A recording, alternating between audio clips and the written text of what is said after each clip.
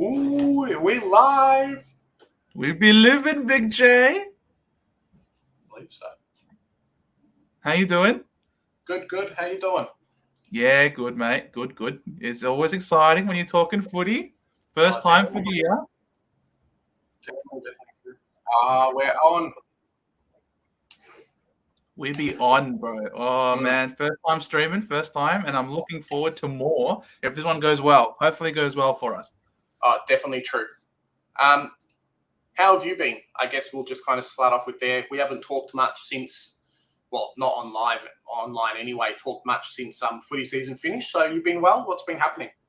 Yeah, been busy with a lot of work, and also counting down the days for the upcoming footy season. I'm not much into soccer. I know it could be blasphemous depending on who's watching, but I'm really not into soccer. I'm not waking up at 5 a.m. in the morning to watch some guys run around and hopefully kick a goal in 90 minutes. That's not my jam.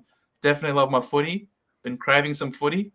I even got dabbled with the AFLW fantasy. That's how much I love my Mm, footy. And when you got the draft round, it's you can feel football's in the air, man, and it makes you happy.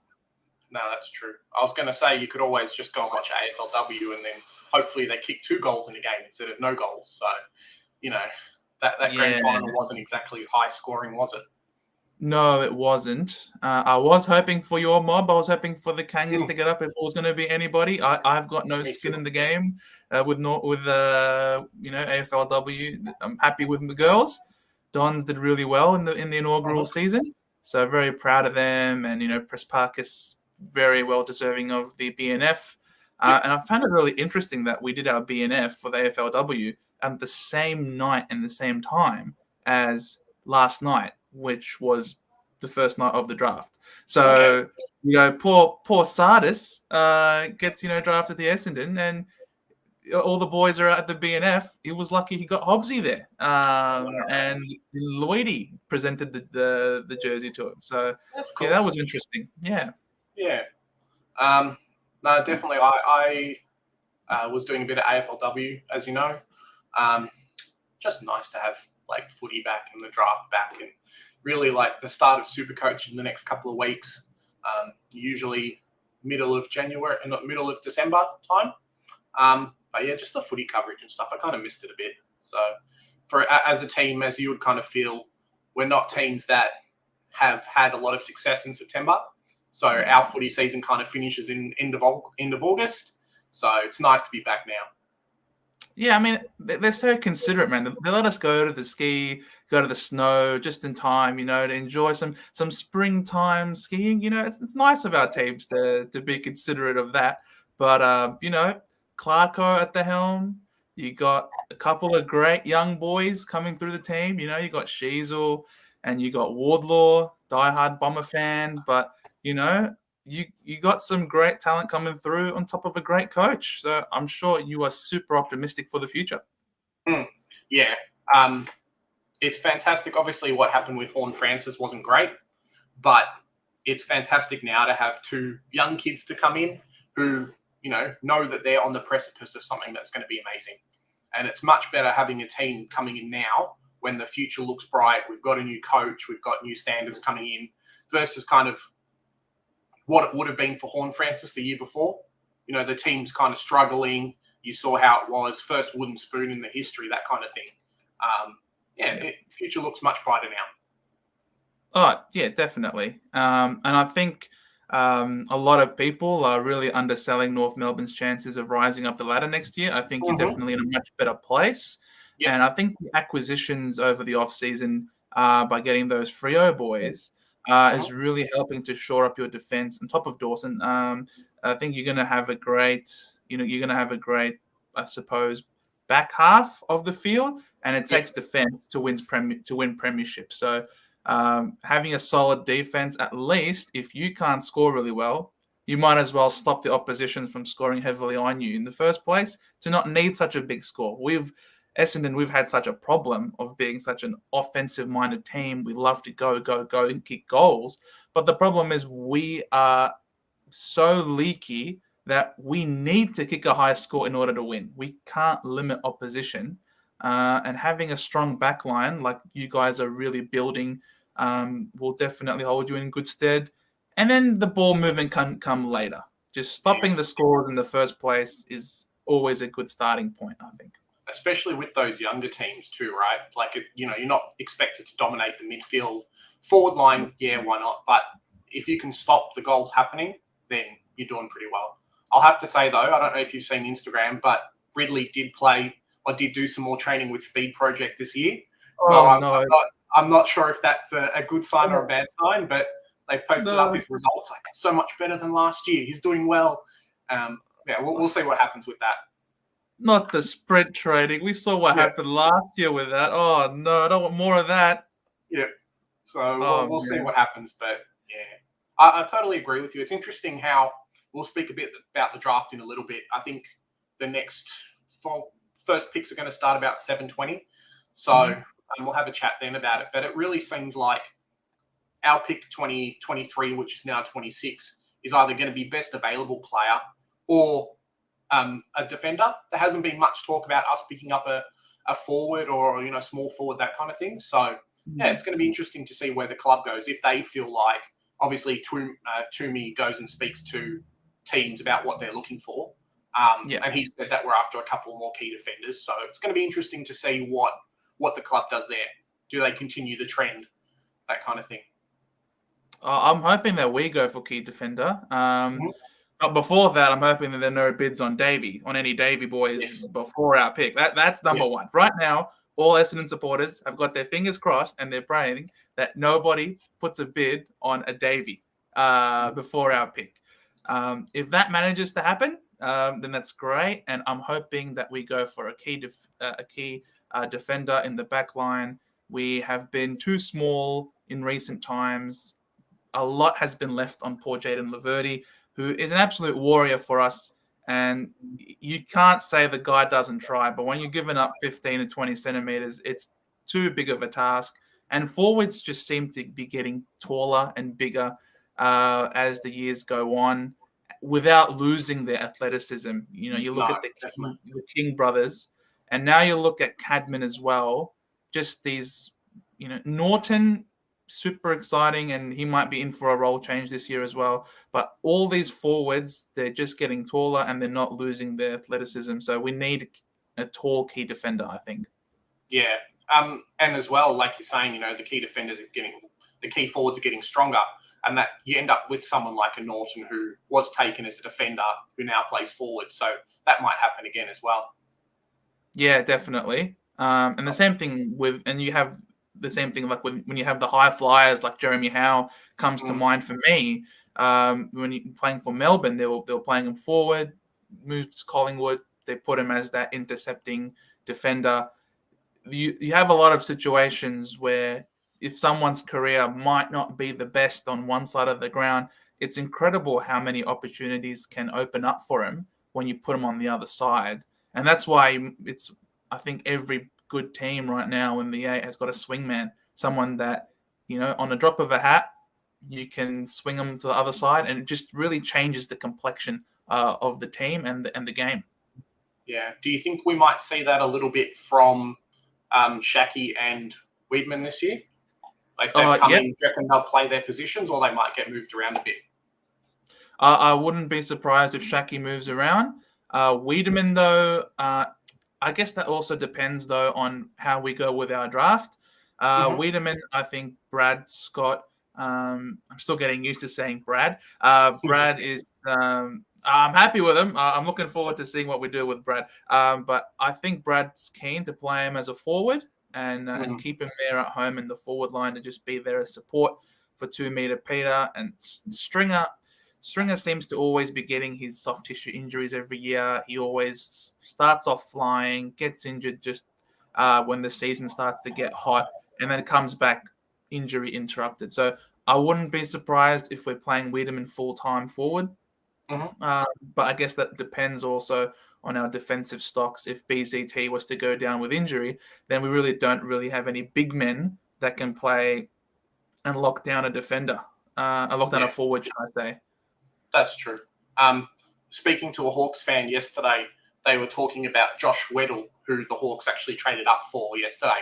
And I think he's a key forward, or at least was at under 18 level. And now might actually get trialled as a backman down at the Hawks. So we'll see kind of what they've got in mind for him too. Turns out to be like it's more of a pick the talent. They've got their athletic traits, and players move around so much in the AFL that as long as you're tall, you can play 3 or 4 positions on field. So, yeah, something a bit different. Well, I mean, he was great. He played all 4 of the national championship games, and he was those games. You're up against some really tough forwards as opposition, and if you're named in at centre half back in that All Australian side, then you're clearly a really good player, and it's no surprise. I think from what we've seen of Hawthorn, they are not afraid to pull the trigger, and they're willing to really commit to a full-blown, slow rebuild, picking some players that, they might need some time to develop, but they don't care. As long as we get that development into them, they're looking to build a dynasty. They're not looking for short-term success. And when you're trading out the likes of O'Meara and Mitchell, then that they've got rebuild on the mind. So it looks like the first pick has now gone live. Let me just swap over to the stream, and we'll get started. Nice. Yeah. GWS is on the clock. Hopefully not going to pick your man Davey, because that'd be a bit sad. So yeah, that would start things off on a really sour note for me, and I'd be very upset if that was to happen. Yeah, very true. Leave us alone. Leave us alone. We just want our Davey boys and Mankara. Yeah. Leave us alone. All right. It's going to be interesting to see kind of if they're in a position anywhere down the draft to get one back again on Sydney, because I know you didn't watch it yesterday, but Sydney went and picked up a player who was considered to be early and eliminated one of GWS's picks. So do they try and go for someone else, or are they a bit spiteful and that kind of thing? So we'll just wait and see what happens.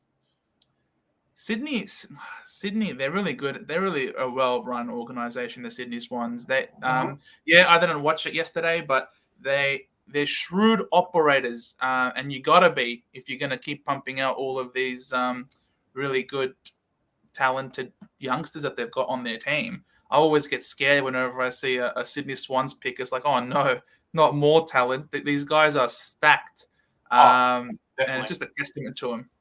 Especially with their academy players too. They just kind of find this talent out of nowhere. Similar to GWS, I think they've got some control over ACT. So there's just hidden guys in there that's just like, Braden Campbell, I think, was one of them as well. Just come out of nowhere. So, yeah. And of course, it's not fair. Of course, it's not fair for them to keep having all of these amazing players coming out of their academy. The one year that we finally have someone that we want to bring in, Mankara, they bring in this rule. It's like, come on, guys, just wait 1 year, please. Definitely true. Well, it's especially after the year of Ugal Hagen and a couple of others too. It's just like, I know. Get all the good players in and then change the rules so no one else can get them. Exactly, and he's not even in that type of tier of player. Cal Toomey's got him sliding out of the top 40, but still, we don't want to be sitting here heart in mouth until pick 40. Mix in. All right, let's see this. You have any idea who this could be? I'm not sure if they'll go for a Charlie Clark type, bit of a small forward, that kind of thing. GWS is very interesting, where the team is pretty solid across a lot of areas. They just need time to develop after losing a few players and things like that. So it's kind of, just wait and see where it goes. Maybe a key defender as well. There's a lot of them around this pick, 20 to 30 range that are definitely worth it. I wouldn't mind them going for a Gruski. And that's what they've done. That's what they've done. Well, there you go. Good pick up by me before it popped up on screen, wasn't it? So North Melbourne fan who can play both ends, did play both ends at junior level. Bit of a swing man, that kind of thing. So, Yep.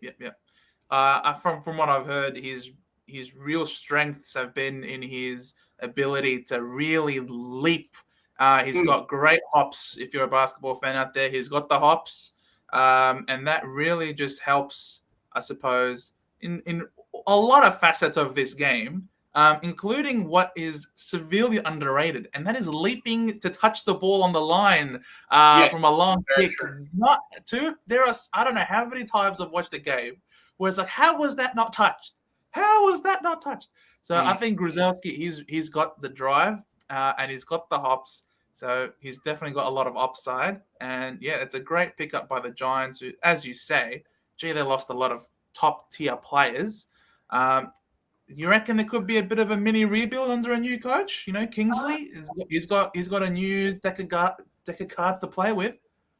I think, to be honest, I think they've been due for a rebuild for a while, if not a complete rebuild, but putting more players in those key positions. They've still been hurt quite a lot by the salary cap, you know, from their Cornelio, Whitfield, Kelly, all those guys on such high money. They've been topping up with mature age players, but now it really feels like with Hopper and Taranto gone, all of that money's now changed. They've got some cap space. They're a little bit more free and they can actually do stuff with it now. So I think maybe we'll see something similar draft position next year on the ladder for them. And then after that, they'll start doing really well too. So, yeah. Yeah, Bobby Hill gone as well. I don't know if he was demanding a lot of pay, but that is still an extra player off the books, I suppose.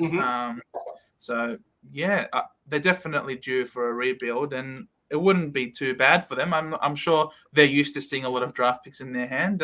They wouldn't be too disappointed with being low on the ladder again at some point. No, that's true. I think I'm not sure if it will help or hurt them keeping players, because I know that's been a big thing for them. But, Whoa, Harry Barnett. Eagles have got Harry Barnett. I was actually waiting to see where he would go, because he's that ruckman, I think maybe from South Australia, who is touted as being the best ruckman in this class. I was surprised he didn't go to like a Melbourne or something in the top 20, but for him to go to a West Coast kind of makes sense. They've had a bit of trouble with guys like Oscar Allen. I know Hugh Dixon, those type of players who they've cycled 3 or 4 or 5 guys on that list and never been able to lock someone in. So with Kennedy gone now, with them kind of really needing a takeover ruckman with Nick Nat coming in, I think it's a good pickup for them. Definitely, 100%. A little bit unexpected for him to be this late, but fantastic pickup. That's true. I guess with Melbourne, I don't think really Melbourne would be thinking of a ruckman, especially when they've achieved getting in one of the best premier ruckmen in the competition in one Brodie Grundy to complement the likes of Max Gaud. So if they're thinking any position on the ground, I don't think Melbourne are thinking of a ruckman. West Coast, though, definitely. It's a shrewd pickup. And they're a team, under Simpson, they love to play that kick mark game style. And having a player and having a ruckman like Harry Barnett, 202 centimeters, 97 kgs, he's not a little boy. He's a big boy, and he's ready to come in and start playing the game. He's got a high ceiling, and he loves to get his hands dirty. He's a contested type of player. So I think for the Eagles, too many times when they try and do that kick mark style, if it doesn't pay off, they really get burnt. So you've got a guy now who's got the height to take some marks, but also someone who's got enough physicality to recover if the player breaks down. So I think definitely it's a very shrewd pickup, one that the Eagles needed, and they got the best ruckman in the draft for pick 23. So I think it could be indicative of how teams are now viewing the ruckman. It's not, if the best ruckman of the class is being drafted at pick 23, what does that show you? How highly rated are ruckmen these days for teams? They're not being taken very high up anymore. You're not really seeing the Aaron Sanderlands anymore, are you? Going really high up. Or a Luke Jackson going at pick 3? Yeah, or a Luke Jackson. I guess my comment with Melbourne was there wouldn't be the pressure on him to play so early. So he could develop and be that Luke Jackson type, coverage in the VFL, come in and dominate when he does, because they are looking for a key forward. Maybe not today, tomorrow, but in the next couple of years, definitely. I agree with you. West Coast will be fantastic. and it looks like we might even get to play him early in Supercoach too. From what you're saying, fills a need straight away, and everyone loves a playing R3 if you can. So, see what happens, but lock him in maybe. Yeah, I'm really excited for him. I'm really happy that he's gone to the Eagles, and he'll get opportunities. They're not stacked in the ruck department, so he feels the need and he's ready to go. So, he's 18-year-old, and yes, of course, young ruckman might take some time to develop, but he's already 97 kgs. So that's he's got the shoulders, which is really important, I suppose, when it comes to these ruck contests. And if he's up against the likes, if he's starting to go up against not the best type of ruckman anymore, like, you have teams now that are willing to accept, playing like a Darcy Cameron, for example, in the ruck, he could have a really good matchup there. Yeah, and West Coast aren't afraid to play the kids either, so... No. Especially if they get hit by COVID. Oh, Charlie Clark. So your mate Aaron Davey Jr. Makes it in, so you must be pretty happy with that, right? I'm so happy. I don't know if you can see my smile, if it's captured enough, but it's not wide enough. I am absolutely ecstatic. The boy has made it through. We haven't wasted it. Oh, I am so happy. Well done, Bulldogs. Well done. Yeah. You went for a different small forward, and I'm very glad you did. Charlie Clark, do you know anything? Do you know much about Charlie Clark? I know he's a bit of a pressure small forward type who, similar to a Papley, is that kind of annoying mosquito type player.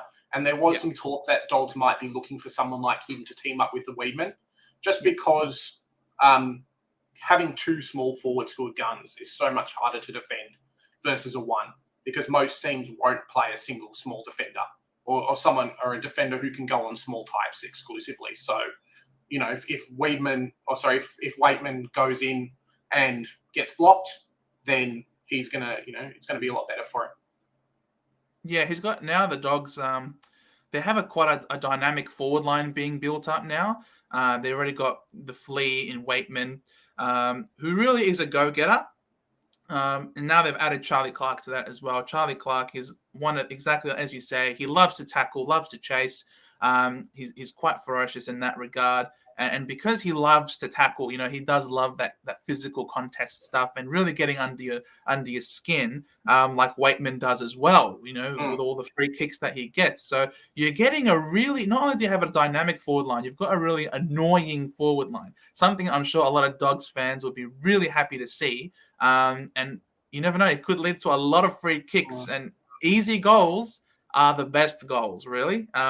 If you have to scrap and work hard for your goals, it's good that you're scoring, but without a doubt, the best goals are the easy ones, straight from free kicks. And Waitman single-handedly tore us a new one in that elimination final with 5 goals from free kicks. My question is, with 2 minutes 40 left on the clock, what type of player would you like Essendon to go for now? What's a position of need? If not a player, what's a position of need to be filled? I'll give you a player. I'll give you a player and a need. I'd like Hayes. He's a key position defender. I'd love for us to shore up that spot. I think we are a bit light in the back line. We're going to try and play Zach Reed, I think, as a key position defender. And he has put on weight, but not enough. And and Cox has gotten injured as well, and he's not going to play a key position role. He's a stick.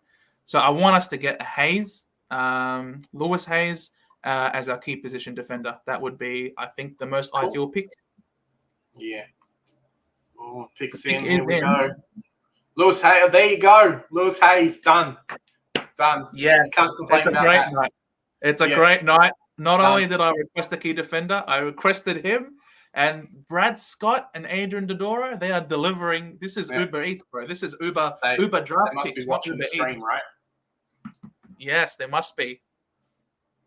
Yeah. It's very interesting, kind of, we touched on it before about where North's up to in their team. I'd love a key defender, but we really can't go past Lockie Cowan from Tasmania. Chuck him on the half-back. He's just going to dominate for us.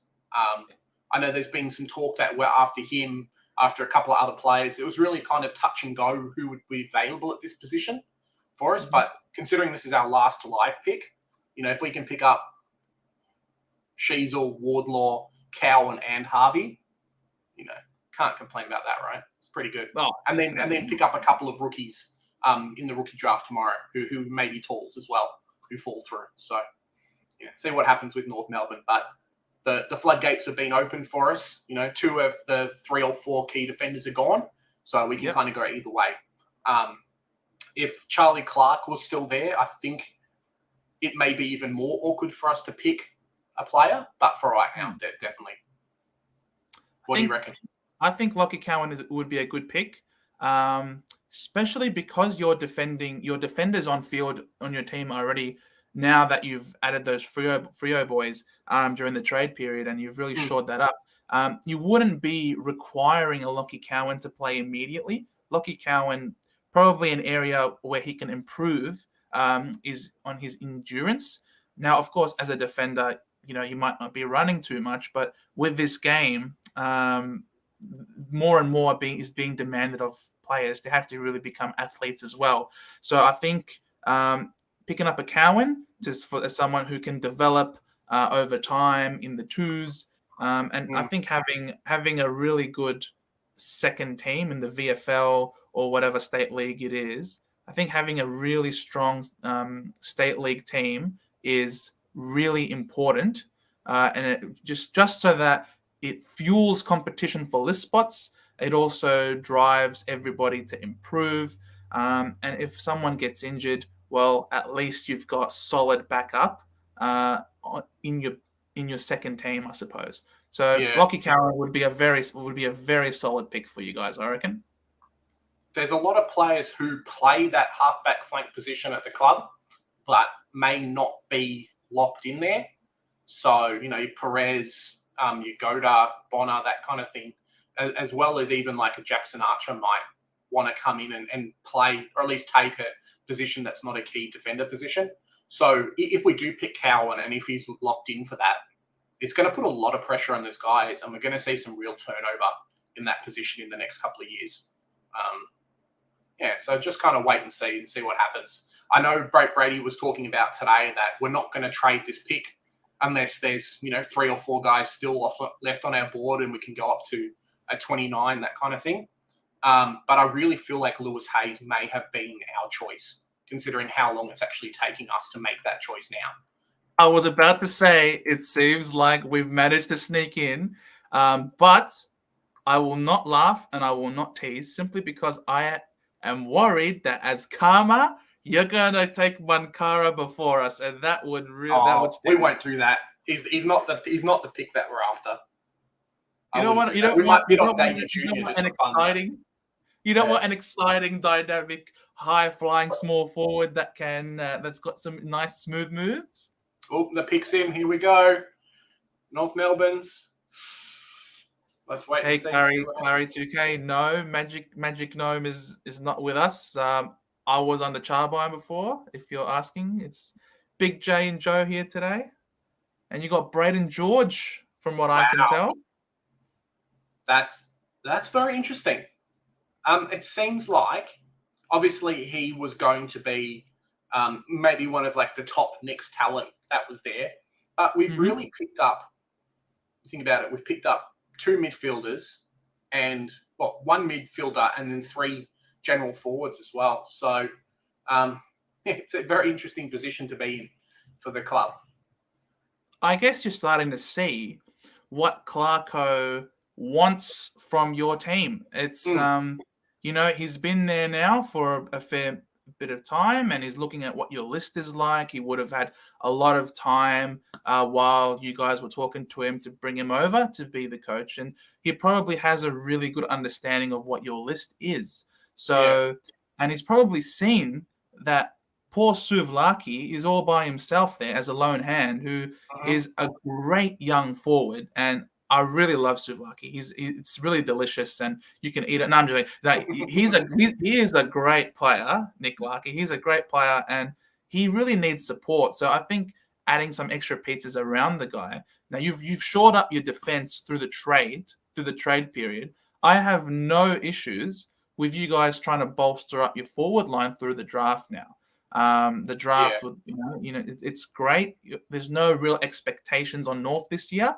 So you're not going to be expecting the world from him. And he's someone who can jump high. He's an aerialist. He can bring the ball to ground to your crummers. And you've got a few of those now. You know what I mean? So you've got your Sheasel and you've got I love Paul Curtis as well. He's a sensational player. So you can start to see a forward line is starting to develop. Yeah, and maybe we look at, playing him somewhere else, if he can play a wing or even move down back, that kind of thing. So best athlete probably pick for us.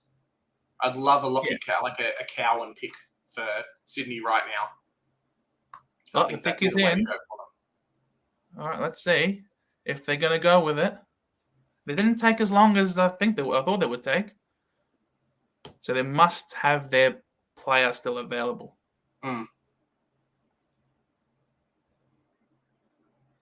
Oh, Cooper Vickery. Wow. Vickery. They've got a small defender. Wow. Well, they probably know that Lloyd's not going to be around. That is not going to. The Seagull won't be around for much longer. That's true.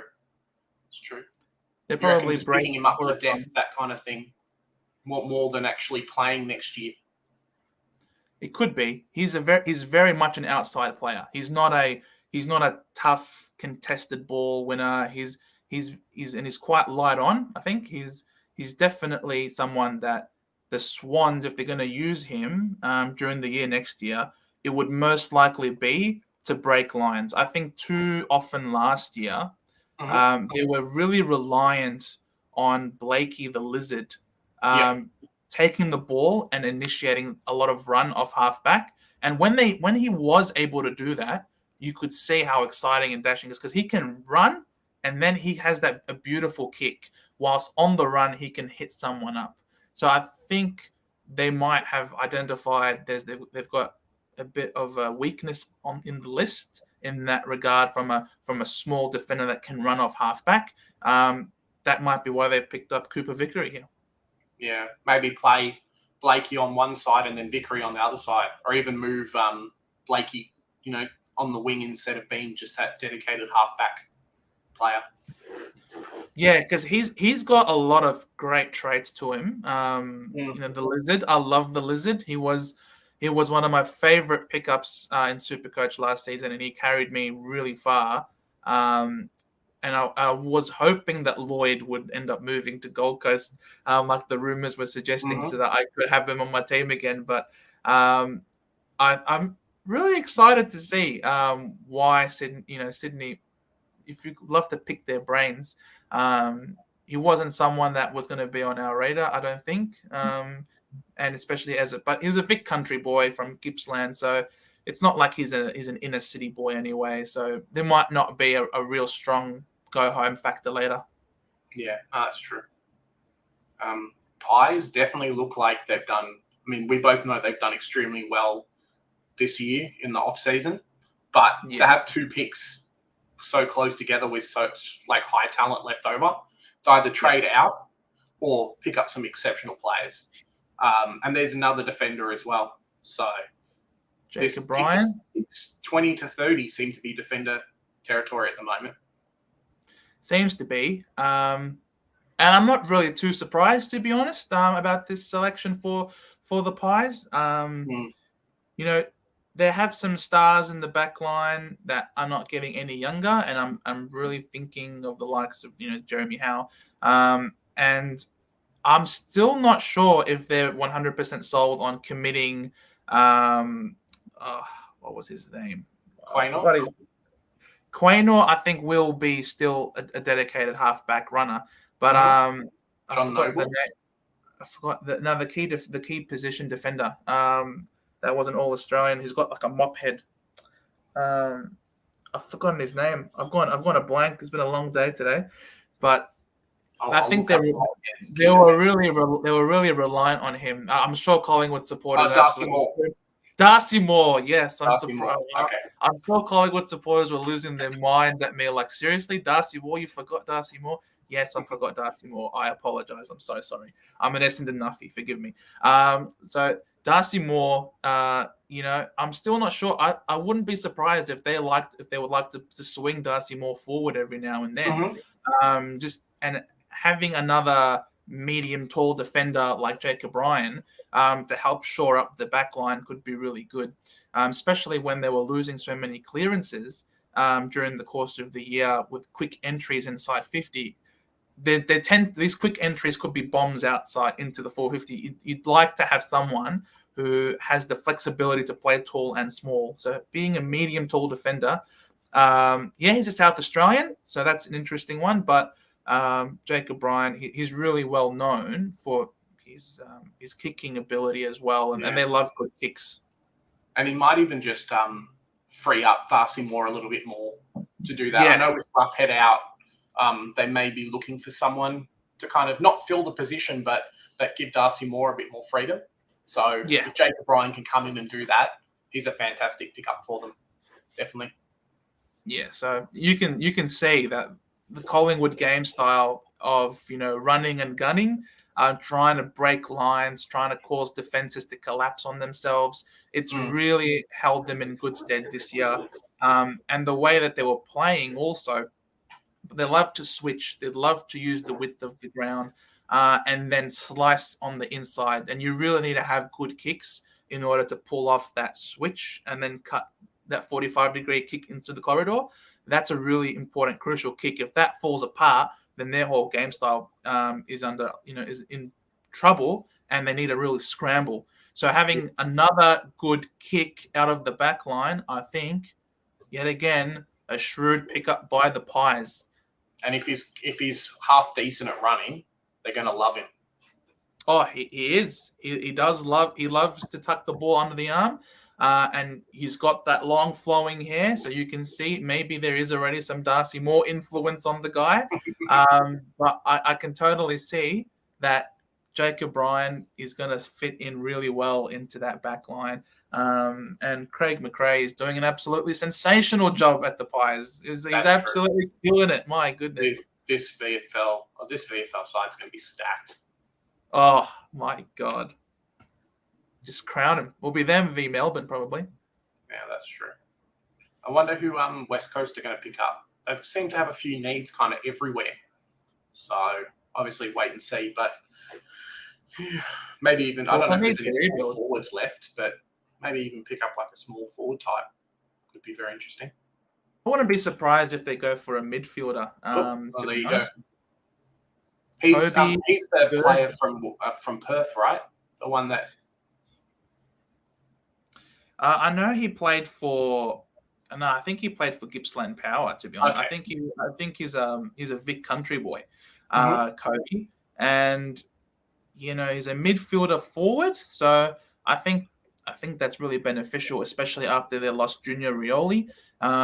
They probably need a bit of speed and clean hands. Was something that Junior Rioli, I was always really pleased with him, is that he didn't really fumble the ball too much from what I could tell. Obviously, I'm not a West Coast fan, so I wouldn't have watched the games as closely as other people.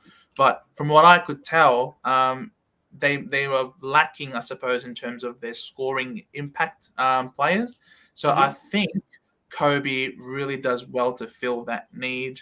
He's got the speed and he's got a really high ceiling, but he definitely needs to work on his endurance. And I think this is a good year for him to come into the side. No expectations whatsoever on West Coast. They're most likely going to be a bottom 4 team. And so I think if there was ever a good year for him to come and play for the team, it's in a year with low expectations. And the team's not getting any younger too. So these guys playing early is probably a pretty good thing. Almost a safe bet for them. Got to get that time into those players as quick as you can, really. Yeah, for sure.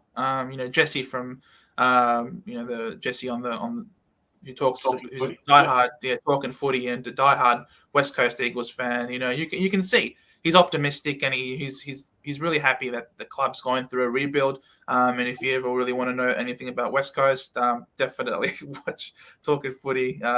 He's a diehard Eagles man, and he's optimistic about this new direction. I don't know. Do you really think Adam Simpson is capable of going through a rebuild and starting a new list, or do you think they could go with someone fresh? How long has he been in the job for now? Because obviously they won, 2018? Did he come in like 2015, 2016, around that time? Could be. He's been there for some time, from what I can recall. It feels like 2014. It really feels like he might start the rebuild like he is now, but maybe he won't be the guy to see it the way through.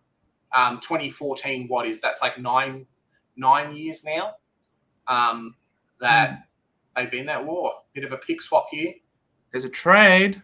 Yeah. Carlton have moved up. Yep. And the Pies have got a 2023 second rounder as well, so that's pretty good for them. The rich get richer, Big J. It is not fair around here. You got the Pies are killing it. They're going to get more selections in the stacked draft next year.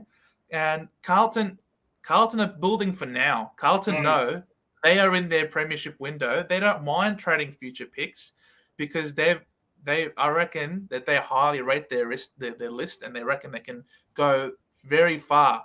They should have made the top 8 this year. Then they know it.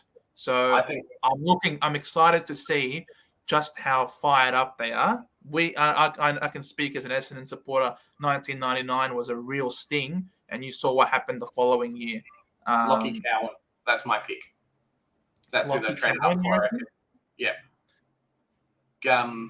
Someone to back up Doherty. Simpson's finished. Another player to play off that halfback for him. That's my pick. Either him or there's a key defender who North Melbourne were in the race for as well. But you don't let Lockie Cowan slide this far down and not pick him, See, they had pick 32. They've already got pick 32. So they must have heard somewhere, or someone must have tipped them that St Kilda, the following pick, might have taken this person. So they wanted to jump in ahead of St Kilda, whoever it is that they wanted to get. They were afraid St Kilda might get it. And you are right, my friend. It is Lockie Cowan. Genius. You know your stuff, mate. That's why we're streaming here. That's why we're streaming. Called it. Done. Don't even have the Fox link up there. That run off the halfback really seems to be, obviously we know that from Supercoach, is a really crucial position. And it feels like Carlton's kind of lost that, or they're desperate for that to be in there. So Doherty is great off one side, but you can't rely on him all the time. So to have someone else to come in and fill this position. We've spoken about off stream about how Carlton really has to start shoring up their, probably 15 to 16 to 22 players on field and getting them better, because that's the thing holding them back. And Cowan coming in is really going to start doing that for them. So a fantastic pickup to get him up at 30. It's crazy. Absolutely. And I think because they do have Doherty, and they can't keep relying on Doherty, as you say, but they've also got Adam Sard, and he's a line breaker as well. But I think what they really appreciate and what they can really value in what Lockie Cowan also brings is that he's a really long kick of the footy. And long kicks are really, I think, becoming more and more important, especially in this modern day footy. When you've got the 6-6-6 rule, a quick clearance out, for example, or a quick handball to, for example, Lockie Cowan running past, and a long kick deep inside 50 to, you've got an amazing forward line in Carlton. You've got a couple of Coleman medalists there. So you want a big long kick inside 50. And so many times with the way teams are defending, they like to defend in a zone structure, and having someone that is willing to rebound and have a really long kick over these zones, really penetrating and gaining field position. And Carlton have no issues with stoppages. They don't mind kicking the ball long and then having a stoppage somewhere in the wing in a contested area, because their midfield absolutely smothers you in turn, and it's a really physical contested midfield. Oh, Carlton fans really have every reason to be optimistic and hopeful for the future, and that future is approaching really quickly. There's light at the end of the tunnel for these Blues fans. Yeah, time to put in your bets for them to make the top 8 next year. If it's Definitely. good money, might as well. I kind of like in Cowan to be a bit like Jaden Short in that way. Can run up the wing, can run down the middle, bomb it straight to a forward line as well. And we saw that a little bit even last year and the year before with Jaden Short. Big booming kick. You know, if he's 60 or 70 out from the goal square, he might even try and kick a goal himself. So if Carlton have just locked in one of him, all the power to them, right? Absolutely. And he's not just someone with a booming kick. He's also someone that puts in the hard yards defensively, because he did average just over 4 tackles a game. So that it's really good. I think probably where this Cowan might not be at the same sort of type of player or level as a Jaden Short is that his short kicking probably isn't the best. He's probably needs to work a bit more on his short kicking efficiency. He's definitely a lot more of the bomb it, get it out of there as quickly as possible. And for Carlton, I think that's what they want. I think that's exactly what they're looking for, and that's what they've addressed in their list. So yeah, I'm really excited. There's not going to be a lot of high expectations on him. He's coming into a really stacked team, and at worst, the guy is going to be developing at VFL and really shoring up that list even more. And they're not paying, 800 to 900K on a half-back flanker now. So no, they're not. That's always good for them too, right? Yes, when you're playing the likes of Williams and you're paying Sard, bringing them out of the club, it's big money. And still, surprisingly, wait, we got a pick in for St Kilda. They've made their pick. I almost think they're going to trade, but I don't think that's going to happen. I think if they were going to trade, it would have showed up as trade, but it does take a while for it to come through, though. So maybe.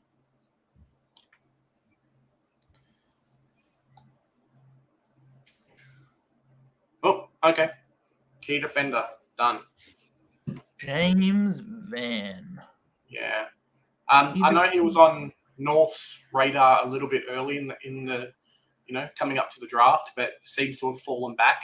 Maybe isn't the top 3 key defenders, but is in that next tier of player. Really feel like, their St Kilda's struggled a little bit. Obviously, Ben Long's gone now and that leap's gone. But like guys like Highmore really never came into focus much, which made, what's his name, from Port Adelaide, the one they paid a lot for, what's his name? Not Dan Butler. Houston, not Dan Houston. Wasn't Houston. The St Kilda player who came from Port Adelaide. Yeah. It wasn't Dougal Howard. Dougal Howard. He's the one I'm thinking of. Yeah. So he's been relied on quite a lot last year to do everything out of that back line. They do have other players who can do stuff, but he's really been relied on a lot. And, if they've got a mobile key forward or someone who can body him, it's really hurt St Kilda's defense. So having another player there, obviously he's still a bit young, but having another player there who can do that really, really helps for them. I mean, he's a 197 centimeter, 99 kilo key defender. He's not a little boy. He's not. He's a man, and he's someone that you could simply say, look, this guy is giving us a hard time. Lock him down or stick to him or really body him. Don't let him just fly for marks.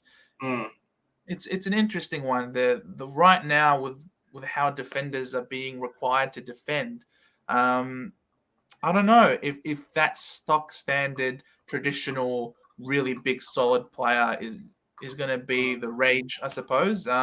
But you do need to have at least one.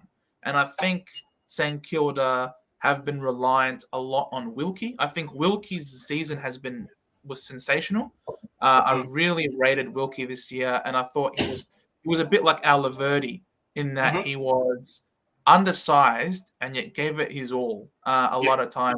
But that's just not consistent. So I think James, this selection going with James here as a key defender, big boy, feels a need for him, Yeah. and who knows? Maybe Ross wants some big boys. He's bringing the big boys back from the glory days. So you never know. He likes big boys, Ross. Well, you got to build a team off something, right? We're talking about North Melbourne building from the back line, similar to St Kilda. If you need that second key defender, you've got to get them from somewhere. Yeah. They did bring in Zayden Cordy, who kind of fills, I think, that need a little bit. But having that other person, Highmore's kind of stagnated quite a lot. So, Yeah. not having him. Ooh. Now, this is a Jackson player I don't really Binns. know much about. I haven't really heard him being talked about much. That's do you know much right. about him? Yeah, he was.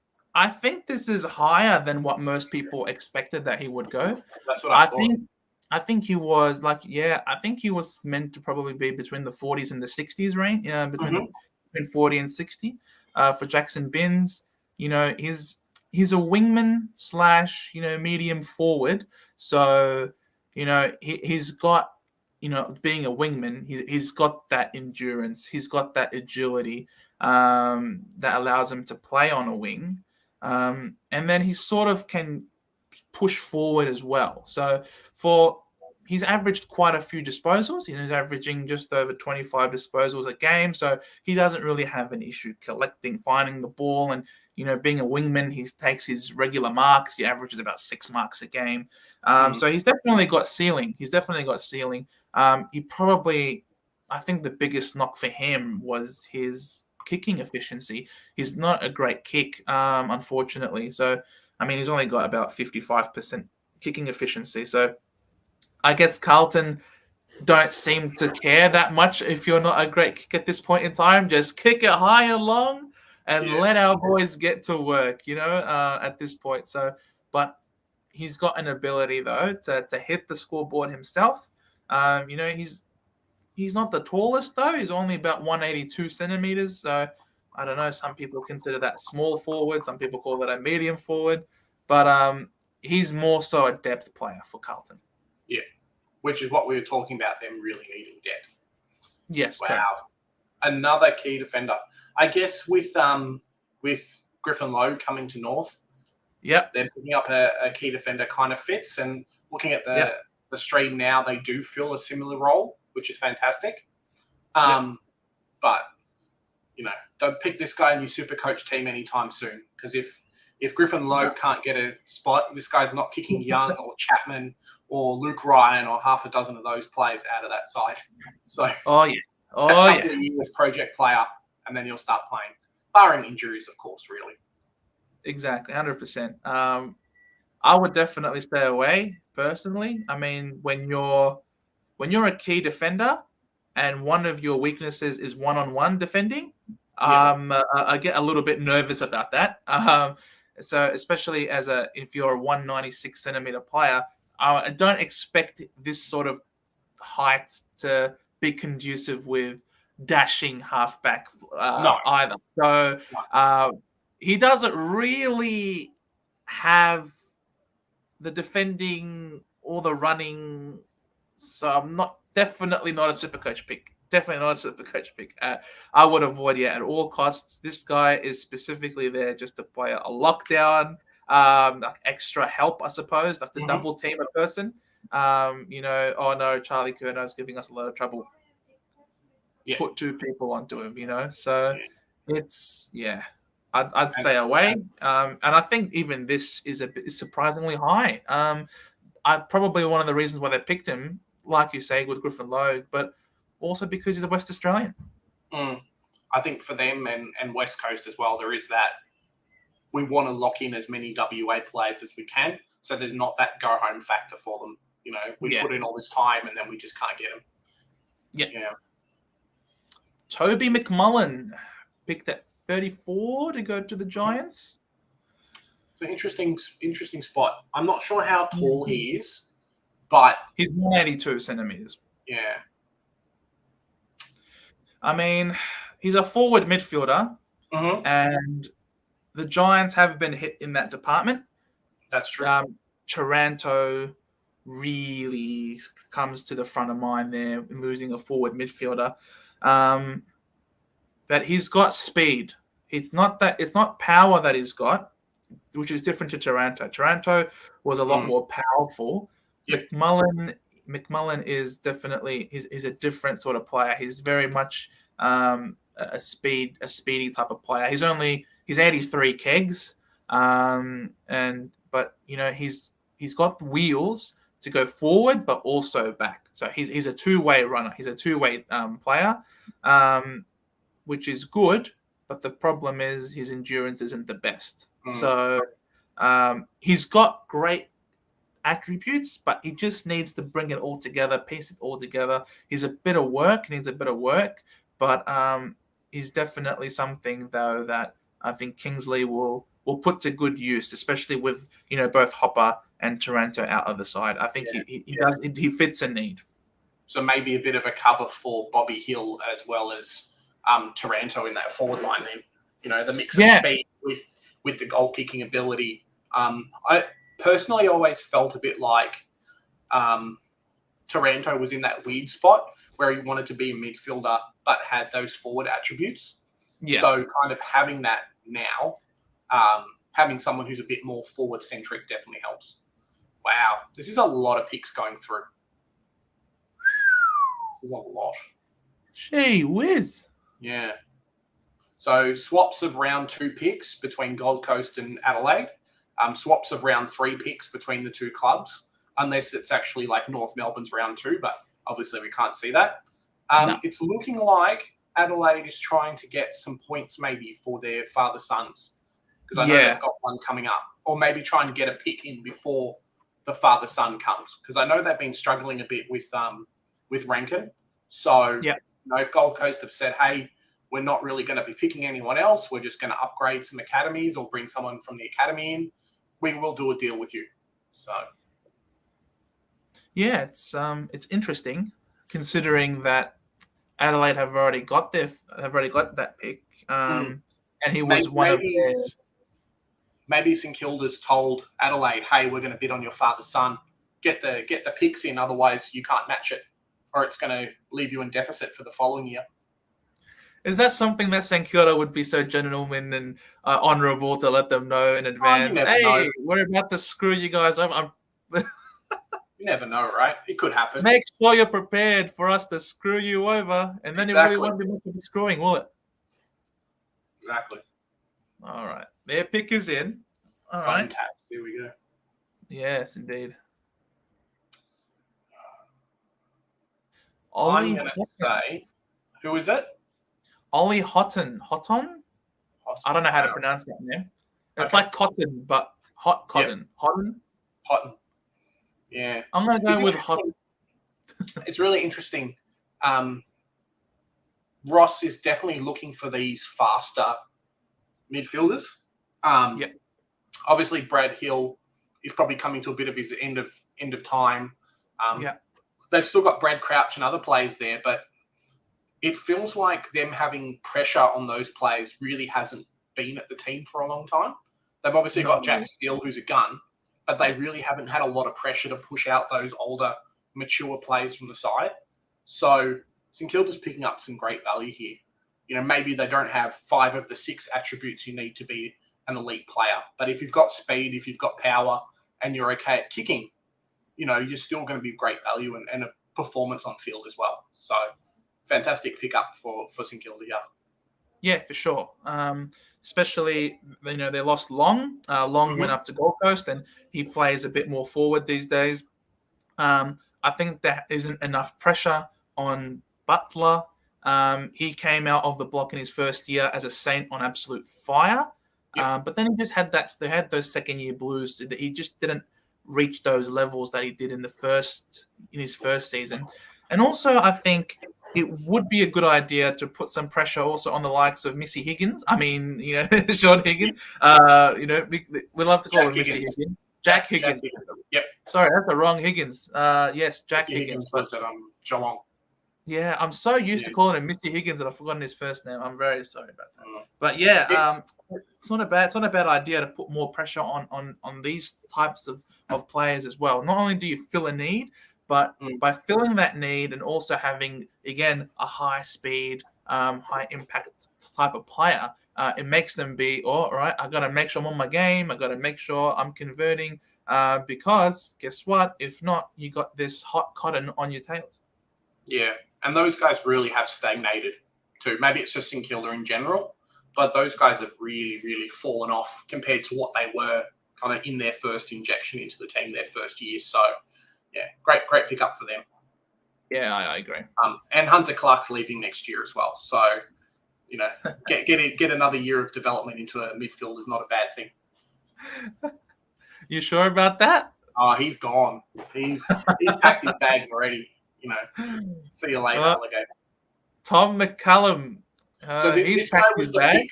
Yeah, he was the pick that I think North Melbourne were likened to get in the draft as well. I think he's 198 centimetre key defender. Pretty mobile, can kick well, but wasn't that top 2 or 3 guys in the position again. Obviously being pick 36, he's not expected to be that good or that high up in the rankings of key defenders, but still a really good player. Yeah, for sure. I mean, we're seeing a lot of defenders coming in, and a lot of tall defenders as well, in particular.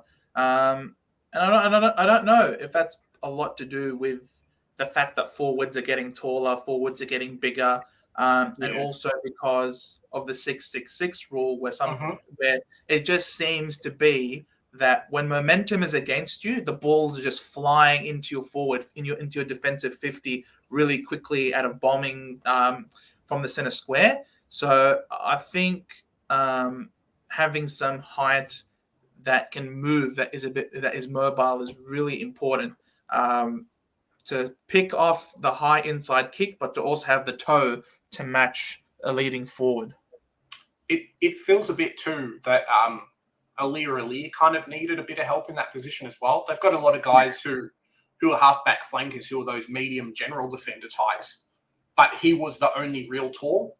They tried it a bit with Sam Skinner, but that obviously didn't work out too well. Wow, the Hawks were quick. A fantastic pick at 37 for a guy that was touted to be like in the top 20 for a lot of people. Yeah, it's fantastic. Great pickup by the Hawks, and Sam Mitchell just gets another win, which is crazy. 100%. I'm surprised he made it this far down. Yeah. I'm surprised there were players, that weren't expected to be so high up between the 40s and the 60s, and yet you've got a guy like Henry Hustwaite who's managed to fall all the way down to pick 37. Someone who's got great agility, someone who's got great endurance, someone who's already got an ability to leap, someone who is consistent. He's not a flaky player up and down, and his disposal is also not that bad either. So he's definitely more of an outside player. He's not gonna give you a lot of strength and contested ball winning. But for him to slip down this far, great acquisition by the Hawks. And one of the things that people kept harping on this draft was how shallow it was. Top 30, top 35 was kind of the edge of the talent. Everyone else was no good. Gunn, that was supposed to be picked up in the teens and now being picked up now. So, it's crazy. Melbourne have picked up Jed Adams with pick 38. Another key defender getting selected here. Yeah, it feels a bit like a depth pick for me. I know Melbourne had a bit of issues during the season with Stephen May being injured, and Lever gets injured and they don't really have someone to cover the position. So maybe he comes in and actually does that for them. But punching people does that too. Yeah, punching Jake Melksham would do that to you, wouldn't it? Well, we don't get into club antics here, right? Fair enough. Yeah. But he's a WA boy, Jed Adams. It cost them a few games only having that one key defender. Obviously, Correct. they've got Petty and other people there who can help, but Yeah. it's not the same. Oh, yeah, definitely not. He's I definitely hope. a lockdown defender. This guy, good on one-on-one. But he's also got good decision-making ability, and he's got a good kick as well. So there are some times where Melbourne thought they had successfully repelled an attack, but then through an inerrant kick into the midfield, it came back really quickly. And on ground level, these guys aren't really the best, especially like May. The thing is that Jed Adams won't really help in that department. He's not great at ground level either. He's a 196, 198 sort of centimeter. He's a taller defender, key defender, and you don't really expect key tall defenders to be great at ground level.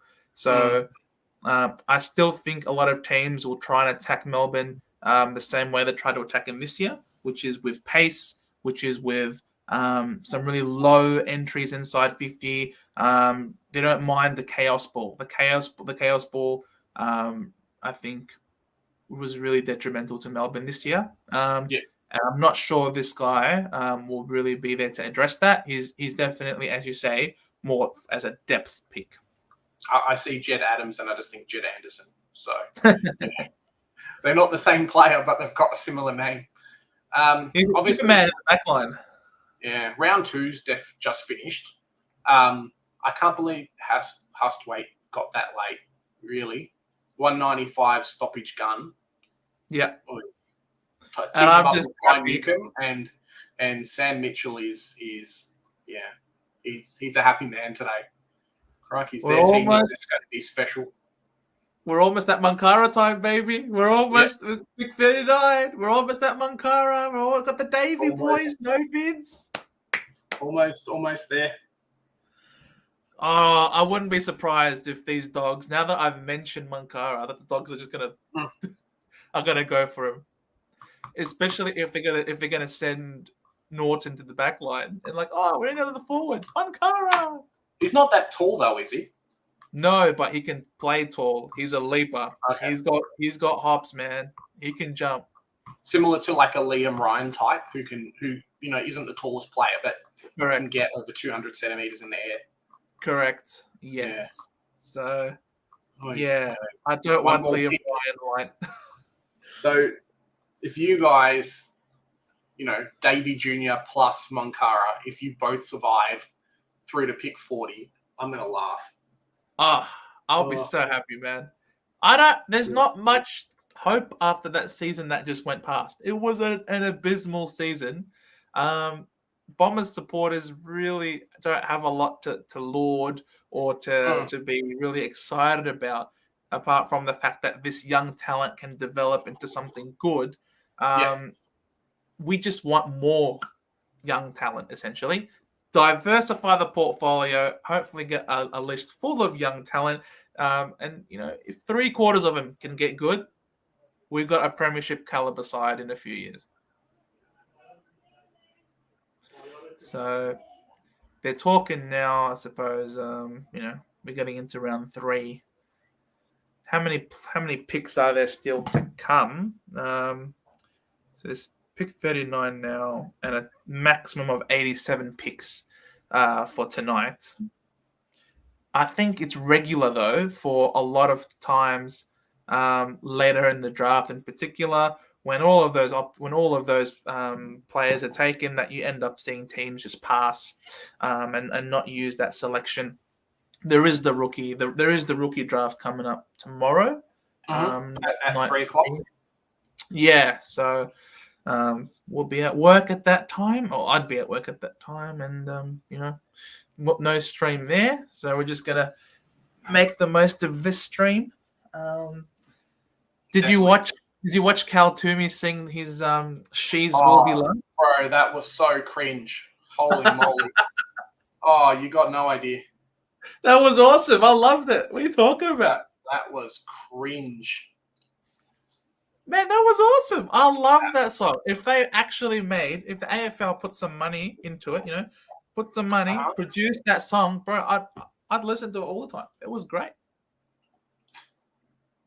Seems like they come up with something every year, and it just does my head in.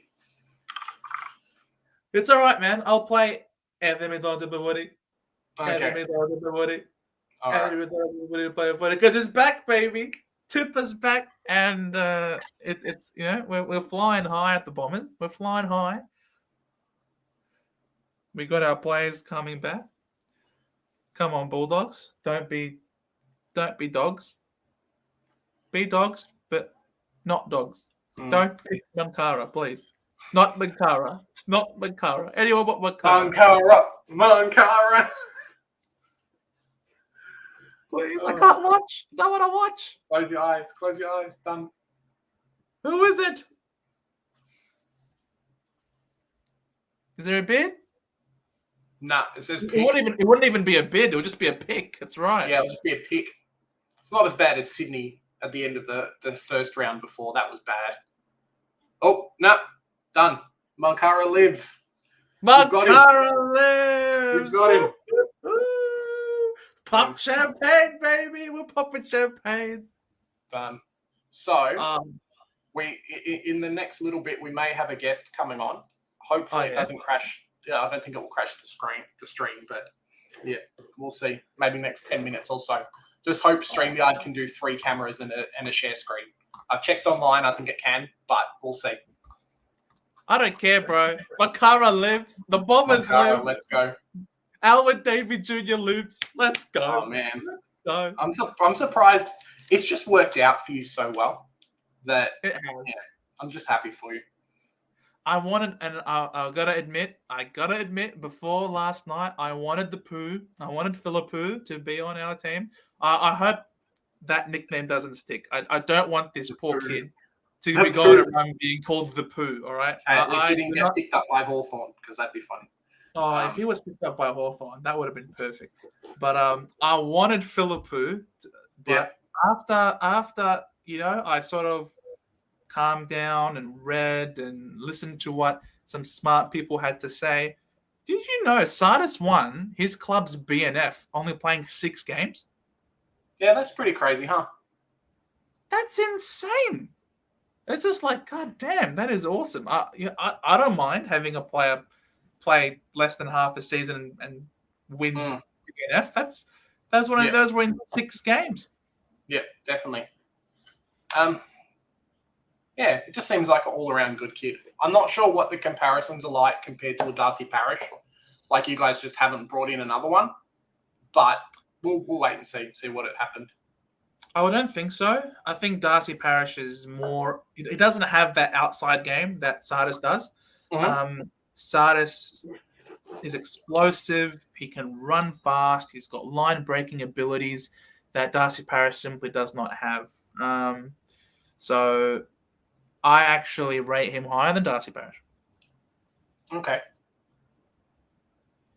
Yeah, which is going to be interesting because you can't really have both of them getting 35 possessions a game. So something's got to give somewhere. I wouldn't be surprised if my cynical hat is on that the club might be preparing in case he accepts a high contract elsewhere and does his free agency next year. That's true. It could happen. Yeah, is next year the year that Zach Merritt isn't actually a pick because you've got more midfield players coming in, or we'll wait and see? Zach Merritt is always a pick, mate. Okay, he's always good. Caleb Mitchell, the Swans at pick 40 pick Caleb Mitchell. He's a winger. Know. He's a winger. I don't even know who that is. He's a Vic country boy. He's the Murray Bushrangers. Mm-hmm. He's a pure winger, and being a winger, he's got the endurance. But the good thing about him is that he also has aerial ability. So he can not only does he have running, but he can also jump and take a good mark here and there. So that's, I suppose, pretty exciting. But he's definitely, you wouldn't know him because he's not very highly rated in this draft. He really is just a depth pick player. But he's got characteristics that the Swans love, which is, a lot of ground coverage and a lot of work rate. He's got great work rate. He's got some good core strength to him, so that he Mhm. can bust a tackle or lay a good tackle. So he's definitely he fits the mold of a Swans player, a Swans Mhm. depth player, and he's very coachable. Yeah, comes in and fills a particular need on field instead of having to like do 5 or 6 different things because their side Yeah. is so good that they just, if we need someone who can just run, well, that's this guy. If we need someone who can just take marks in the forward 50, that's the same. So, yeah, Yeah, Sydney's really absolutely. good at picking up those players. Yeah. So not much expectation for him, but when we're talking pick 40, when we're talking Mm-hmm. third round pick in a draft that is supposedly not very deep, the fact that No. you still got players being picked up as depth players, it's just because a draft year might be considered weak doesn't mean that the players here are no good. These are all better players than we'll ever be. And they deserve to have a crack at an AFL list. And best of luck to them, really. Yeah, very true. Very, very true. So when we're talking pick 40s and 41s, it's very unlikely. Obviously, there are some success stories in the past where you've had Mm-hmm. some gems sneak in, but you're not really getting these players to be that secret, Dane Swan or James Hurd type of players that are really late in the draft and then suddenly become, absolute superstars. It's not It really feels your intent. it feels too that Hurstwaite's probably going to be that player. I mean, he was pick 35 or whatever, but it feels too that teams have just got so good at recruiting now and scouting that those gems just haven't fallen through as much as what that they would have done before. Right. Yeah, maybe like we've picked up a mature ager in the rookie draft and they've turned out to be a gun, but very rarely it seems like that in the last 5 years has been a thing. Do you know what I mean? Yeah. I agree. Freo with pick 41 have selected Tom Emmett, a medium forward, South Australian boy. Yeah, it's interesting. Looking at Freo's team, they've obviously got a lot of young talent coming in. Yep. They have lost Tucker and Logue and those type of players, but overall they were really depth. So I feel like Tom Emmett and probably the guy they're going to draft now is going to be that similar type of position as well. Yeah. Yeah. And this guy, he's a mature age player. He was he's born 2001, so he's 21 years old. Wow, that's he's mature not. age these days. I feel so. I know, right? I know, right? So it's like Ethan Phillips was born in 1999, and I'm just like, I remember when I was at school in 1999. Like, come on, man. I hear you, man. I totally understand. But when he was invited to the state combine, it was in the mature age category. It is what it is. Like, you can't do much. But like you say, if 21 is mature, I don't know what's going on. No, it's not his first rodeo. This is actually his third time trying to get in, and he's finally got in. So, congratulations to Tom. It feels like, obviously, Freo's had such a good trade period, I'll say, with Luke Jackson and other players coming in that they can not waste, but they can use these later picks on, players like a Max Noble or the person we just had before. And then, it's actually been okay. If this was North Melbourne and we had picked up an Emmett, we'd expect him to dominate straight away. He'd be like, yep, we're in the position. We need to do really well. Let's go. Whereas, he's not going to be pushing out a Lloyd. Well, Lloyd Meek's gone, so maybe there is a spot for him. But he's not going to be pushing out a lot of those kids like a Fredericks, that kind of thing, who have been established in the side. So give him that time at AFL level actually works out quite well. This guy looks pretty mobile, though. He's a ruckman, though. He also looks really tall. He is huge. Max Noble. He is 206 centimeters. Yeah. I think he's the second. Is he the second or the third ruckman that has been picked out of the whole draft so far? Like, this has not really been a ruck draft. There was No, it has not. the person before who West Coast picked up, and Yep. then Noble just Yep. seems And it's second or just these third two. guy. Yeah. Yep, they're the only two ruckmen so far that have been picked up. It just goes to show that ruckmen really aren't being valued very highly No, that's anymore in this day and age. You need to have it all. You can't just be the day of the tap ruckman is gone. You No. need to be at the very minimum either an extra midfielder or an extra defender or an extra forward. If you got to have some extra traits to you, and this guy is very raw. He's got a lot of ceiling. He's got a high ceiling. He's got a lot of potential. And I think if he's going to a team like Freo, which is a developing young list that are doing really well by all of their young players, he's someone that you can have a look towards. But they've lost Lloyd Meek. He's gone to the Hawks, but they've gained Lou Jackson. So it's going to be interesting to see how influential Jackson's actually going to be in the side. Does he play the same role, that kind of thing? Because no one's pushing Sean Darcy out of that ruck spot. Right, exactly. Who have Adelaide picked with their pick? Billy Dowling. I think he's going to pick Billy Dowling as their pick. Yes, they have. He's a midfielder. Okay. So Adelaide, I remember we have spoken off the air of what are some of the areas that Adelaide would need assistance in, and I picked that I think that their midfield still could do with a bit more assistance, a bit more depth running through there.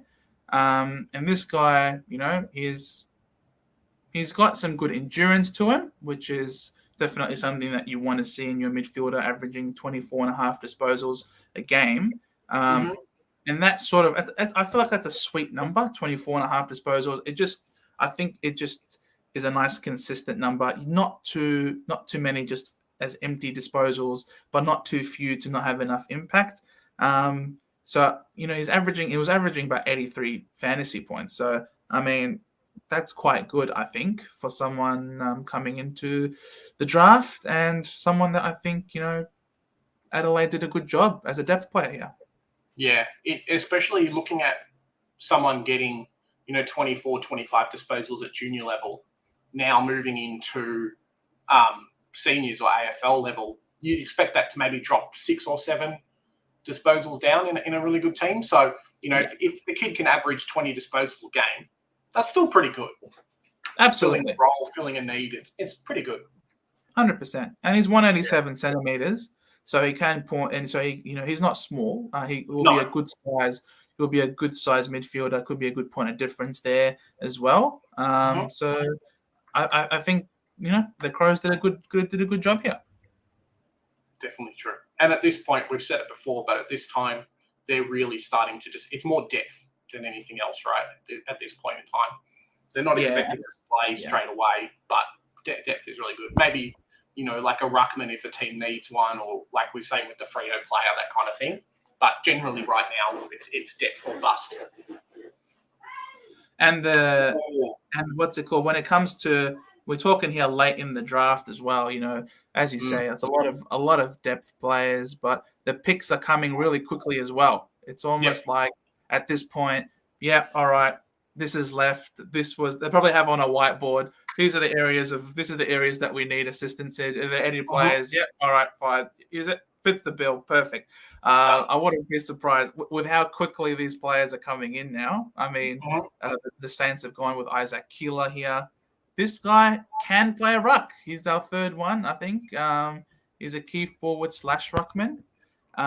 He's got a lot of high, he's an aerialist, and he's got agility to him. So for his size, which is not 198 centimeters, he still has some great physical attributes, which allow him to run. He's a very mobile big man. He sacrifices some physicality and contested marks in the process. But, if the Saints probably want someone to help fill in the void left by Paddy Ryder. Yeah, and it feels a little bit too like Ross is just adding more strings to his bow, that kind of thing. Could he be not looking for a change with Max King, but looking for someone else to come in and actually give him that benefit? Being the solo key forward really at St Kilda, I think it's hurt him a little bit, especially this year when they struggled with the ball delivery, because it was just, Mark King. Stop him getting the ball, and they kind of struggled. So having those other players, I don't think Keeler will play that early into the season, but he could play at some point. I definitely know he was someone who people had on their list in the 20s, and to grab him at 44, just exacerbates what I was saying about the draft not being as shallow as what previously people had thought. Like, we're still going to pick up gems coming into the 50s, I reckon. Yeah, and then the father-sons, of course, on top of that. Yep, absolutely. And it's so good not seeing any bids at this point. At this point of the draft, isn't it? Isn't it awesome to not see any bids around here? I mean, Cooper Harvey hasn't been bidded on either, so I'm kind of happy with that too. Not that I'm expecting that to happen, but yeah. Oh, that was never. Yeah, that I don't think that was really predicted, really. But in terms of, there was always a bit of question mark. There was a question mark over how early will the pick for Alwyn Davey Jr. be. Yes, that was a big question. Will Moncara make it past 40? That was like a minor sort of question. It really wasn't a big one. But the definitely the Alwyn Davey Jr. bid. This has been great.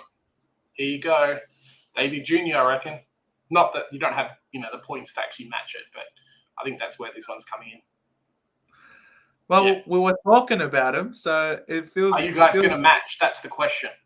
I don't know, man. I don't know. Do we match? Nah, let him go. Let him go.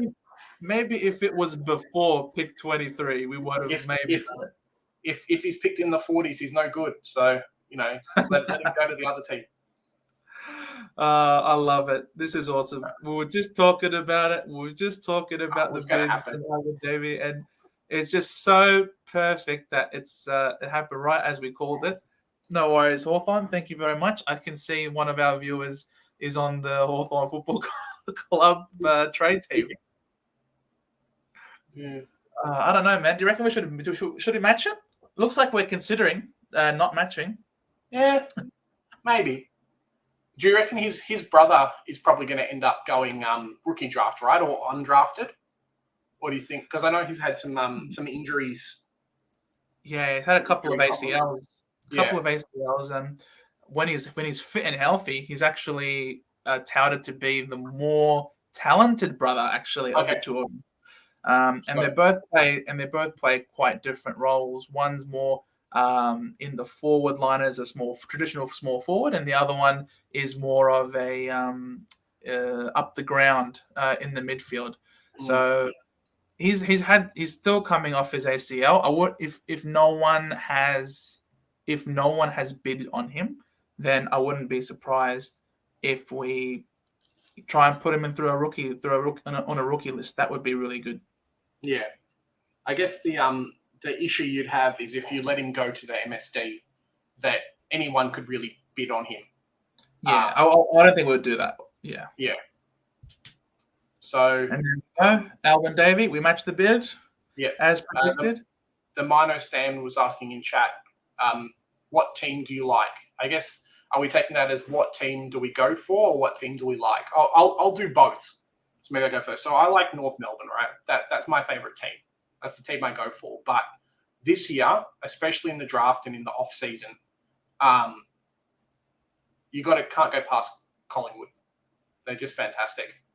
Do you want to say yours, and then we'll introduce our guest for today? Yeah. Definitely an Essendon supporter, diehard Essendon supporter, and for this year, I'm liking the looks of Carlton. Nice. So, guys, we're going to add big DR to the stream. How you doing, mate? G'day, legends. How's things? What's cracking? Good, mate. Good. Yeah. I've missed basically everything that's happened tonight, to be quite honest. So I don't know how much wealth of knowledge I'll give you. That's but all right. that's just good to see you guys again. How you fellas been? Having a good night? Yeah, good. I mean, Brisbane's been pretty quiet today, so you can't really expect much to happen. But yeah, no, it's been a really good day. Just talking wind and whatever. We're just saying finally quiet. Stream, how nice it is to have footy back, which is kind of the big thing for us. Yeah. Terrific, mate. Terrific, isn't it? Well, if we've had the AFLW, I haven't watched many matches. I tried to get right into the grand final, given the fact that the Lions are in it, but thought we're looking good after the first 5 minutes. Kicked a couple of snags, and then that was it, mate. Not much happened after that, did it? I'm really not sure. A little bit disappointing. Yeah, but no, mate, can't wait to the real stuff. Obviously, we've got the draft, which is awesome for Brisbane. It was a bit of an interesting year because you pretty much know who you're getting, don't you? You've got your Ashcroft, Fletcher, and then it's going to be another bloke. I'm actually hoping we go for a bloke named Riley Green, who's played a little bit for our VFL side. Really good backman, almost BOG. I think it was in a game against Southport. So I really like the look of him, local boy as well. So fingers crossed. Bit of a random one, but that's who I'm hoping we'll land with our last one anyway, mate. Is he a mature ager or is he kind of that 19, 18 age? I think he's 20. I think he's 20. So, be 19, 20, I think. No, not much older than that, I don't think, Big J. So, still young enough. I don't think he's big enough to be a real key defender. I think probably more of a general defender, but does play a little bit bigger due to his athleticism. So, not a pretty, no risk later pick, I think. So, yeah, but look, given the fact we've already got, the two father sons, and actually Darryl White's son as well as a category B rookie as well. He was an ex-basketballer, so pretty talented basketballer, but end up turning to football. So we've actually got him as well. So 3 father sons in the off season. So bloody wrapped at the moment, mate. Whoever we get with this last pick, bit of a bonus. Plus Gunston, plus Dunkley, plus McKenna as well. Yeah, McKenna came in. Yep. Joe, sorry, Joe. I don't know how you feel about that, mate. No, he can go. He can go. He's just depth for you. I think it's the first time you and Joe have met too, dear. Essendon supporter. Yeah, super apt to meet you, dear. Absolutely love your content, mate. You're an absolute legend on the Super Coach here on YouTube. Super excited, and I'm really excited for your Lions, man. I think I've been talking up Carlton a lot, but secretly, as my second team this year, I'm amazed at just how much better you guys have gotten this year. I think Gunston's an upgrade on McStay. Do you agree with that? 100%. Well, firstly, mate, I think you're very kind there, mate. Thank you very much for the kind words. Bloody awesome to meet you as well, mate. Look, I definitely think Gunston's an upgrade on McStay. Look, McStay's got a little bit longer in the game, I think. But if you're comparing the two players now, I'd much rather have a Jack Gunston on my side. I don't know if there'd be too many teams that would short term, just say for the next couple of years, take McStay over a Gunston. So brings over that experience and actually someone that can kick straight at the goals. We've got Danaher, Hipwood. So the fact that I think he can straighten us up a little bit is going to be really good for us, I think, Joe. So wrapped, mate. How are the Bombers gone? Has Davey gone yet? Did the bid come earlier, later than expected, or what happened there? It just came 2 picks ago, so it's great. Okay. Love and life. It's come way, way late. And we're also going to get our next generation academy player, Mankara, as well. So all the boys that we wanted to get this year, we've managed to collect them. Looks like none of the teams consider us a threat in the upcoming years. So they let us keep who we wanted to keep. So worked out well. Yes, I'm very pleased about that. And we got our boy Sardis at pick 5 in the draft. He won the best and fairest for his club. Only played 6 games. 6 matches. It must have been 6 pretty fair matches, mate, mustn't they? Yeah, well, that says a fair bit about him as a talent, doesn't it? Yeah. Yeah, man. Averaging 35 posies. So, look, I'm expecting somewhere between 14th and 18th for us next year. But definitely expecting a top 4 for the Lions next year. I hope so, mate. Well, we got no excuses, really, do we? I think we've got the list now. We've had that experience in the finals. We've grown every year, so I think hopefully this is the year where we actually contend. on that final day in September/October. But look, it's such an even competition these days, Joey, isn't it? You know, if you're 5% off on the day, you're going to get beaten. So you can have a terrific season, but it's really during crunch time, isn't it? Where you've really got to step up, I think, and we really need to as a club. But look, who knows with the Bombers, mate? A little bit untapped at the moment. I think it's exciting times. Got a new coach as well with the Lions link as well in Scotty. So I think things are looking pretty bright for you, and Big J as well. North. Yeah. Looking all right, mate. You got Clarkson down there. He's brought over Monkhurst as well, hasn't he? The big monkey as well on the ruck line. So he's bringing his people over, Ratton as well. So you look at those off-field changes you're making. Obviously got, you know, the two blokes at, well, do you call it two? Ashcroft, 3 and 4.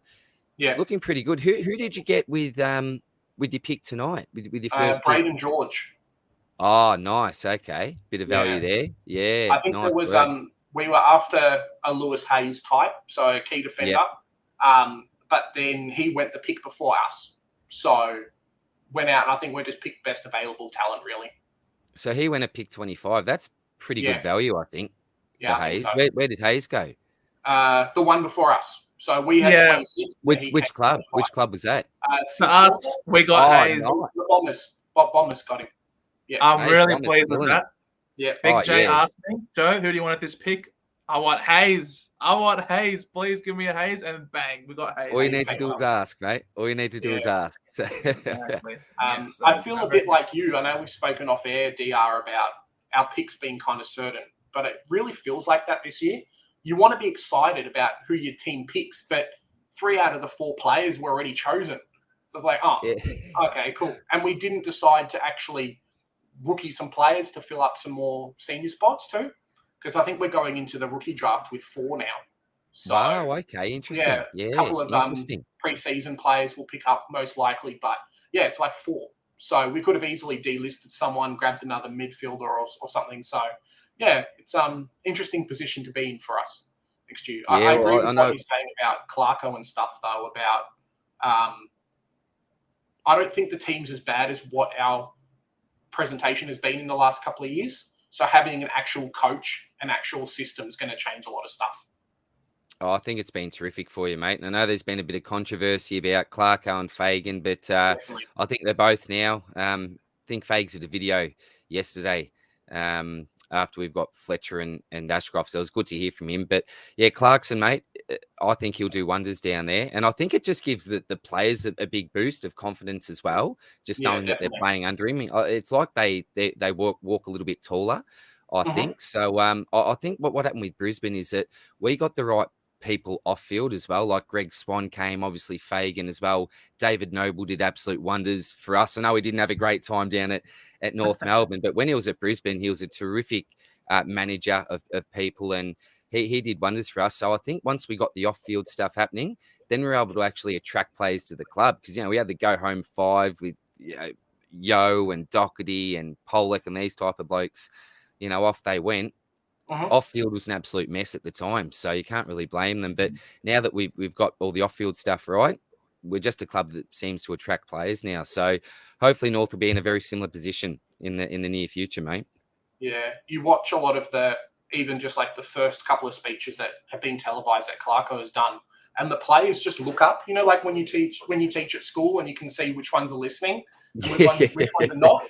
You can see with Clarko, they're just like, "Yep, I'm listening." That's it. With Noble, they'd slouch, they'd do whatever, but Clarko says something and that's it. It's fantastic to watch. That's what you want, isn't it, mate? That's certainly what you want. Yeah. Only hoping that the Brad Scott can demand some of it as well from the boys. I don't know. Brad is such a bland name. I have to add the Brad just to sort of give it some life. I don't know. The Brad. I don't know. I like it, mate. I've got to use that now. The Brad. He's referred to as a Brad. Yeah, it's absolutely beautiful. And you've got to differentiate between the two Scotts somehow as well. So I like that, Joey. You've hit the nail on the head now, mate. The Brad. Love it. So, I mean, it demands expectations. So, fingers crossed that some expectations can be met. I think Essendon were too much of of a place that was trying too much to be super welcoming and open and happy, bringing the enjoyment back to footy after the saga. But I think that's sort of like that should be far behind, should be really left behind, and really should be focusing on high performance and success now. So hopefully Brad can bring in some sort of insight from other clubs like the Lions that were able to really turn things around, and all of a sudden you had them bringing the likes of Lachie Neale across from Freo like that. I remember at that point in time, that decision really shocked me and came out of the blue. How you had a guy of Lachie Neale's caliber leave Freo to come to Brisbane. That must have been the start of a new era for you guys, I think. Really was, mate. Really was. We were really heading in the right direction, but I think landing someone like Lachie Neale, it was a big statement for us. And I definitely think that you guys have the potential to do the same thing. It's as I said, getting off field in place. New coach now.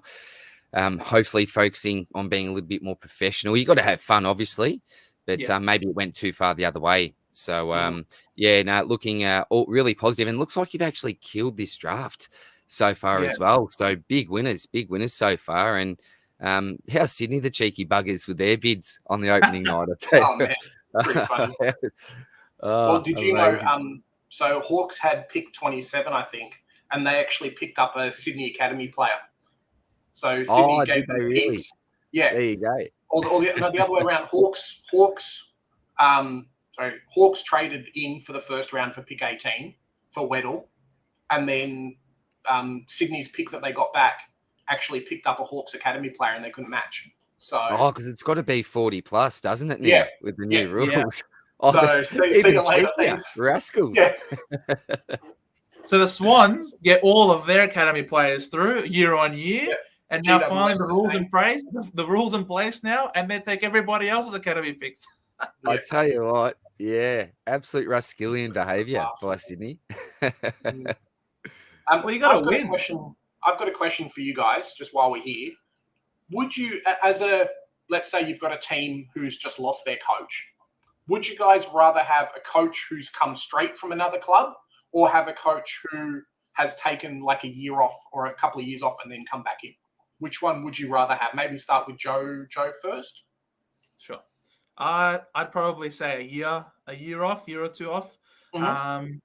Probably because when a coach leaves their team, it's either they're sacked or they're retired, and they most likely retire because they're about to be sacked. So it tends to be always a bad situation if you're a coach. It hardly ever ends well. So I think it would be better if I'm a new team and there's someone who's gone through all of these experiences, has had, experienced the highs and lows and knows what footy's about, to have like a year or two off to rest and reflect so that they can be better the second time around. I'd probably go with the break. Oh, I'd absolutely agree. Absolutely agree. And again, it always depends on the person as well. Yeah. If you've obviously got a really quality person that's coming straight out of the system, then obviously you've got to look at them carefully. But I agree with what Joey says. I think you probably got some fresh eyes. I think if you've been out of the game for a little while, you get some different perspectives on the game. So I'd probably, absolutely agree with Joe. Look, it's obviously does depend on the person, the quality of that person. But if you've got a similar quality, I'd go with probably someone that's had a bit of a break, I think, bud. Yeah, no, I'd agree with that too. So DR, Brisbane's up now. 3 minutes 40 to go. Here we go. Look, I'm hoping, as I said, for Green, or else just some defensive depth, I think. Mm-hmm. We've got Andrews down there. I've heard that his knees are a little bit dodgy at the moment. We've got Adams, who's, he's on 1 week out the other week. I don't know where Adams is really at long term. We've got Jack Payne, who's a good young key back coming through, I think. But after that, there's not a whole lot there, I don't think. We've got some guys like Fullerton that can sort of go back and swing back there, but we haven't really got who I'd consider a really good key defender as depth. So I'm not sure how many of the key defenders have been snapped up already tonight. But lot. that's who I'd be hoping. A lot have they? Bugger. Well, you I won't have think to worry I about think it. all the pick 30s, almost all the picks in the 30s were all key defenders. Oh, You've just traded it out, DR. No more pick. Adelaide's okay. taking it. Yeah, There you go. there you go. There are no more key defenders. They're all pick up gone. a couple of people with you. Yeah, that's right. We're going bugger it. Yeah. I'm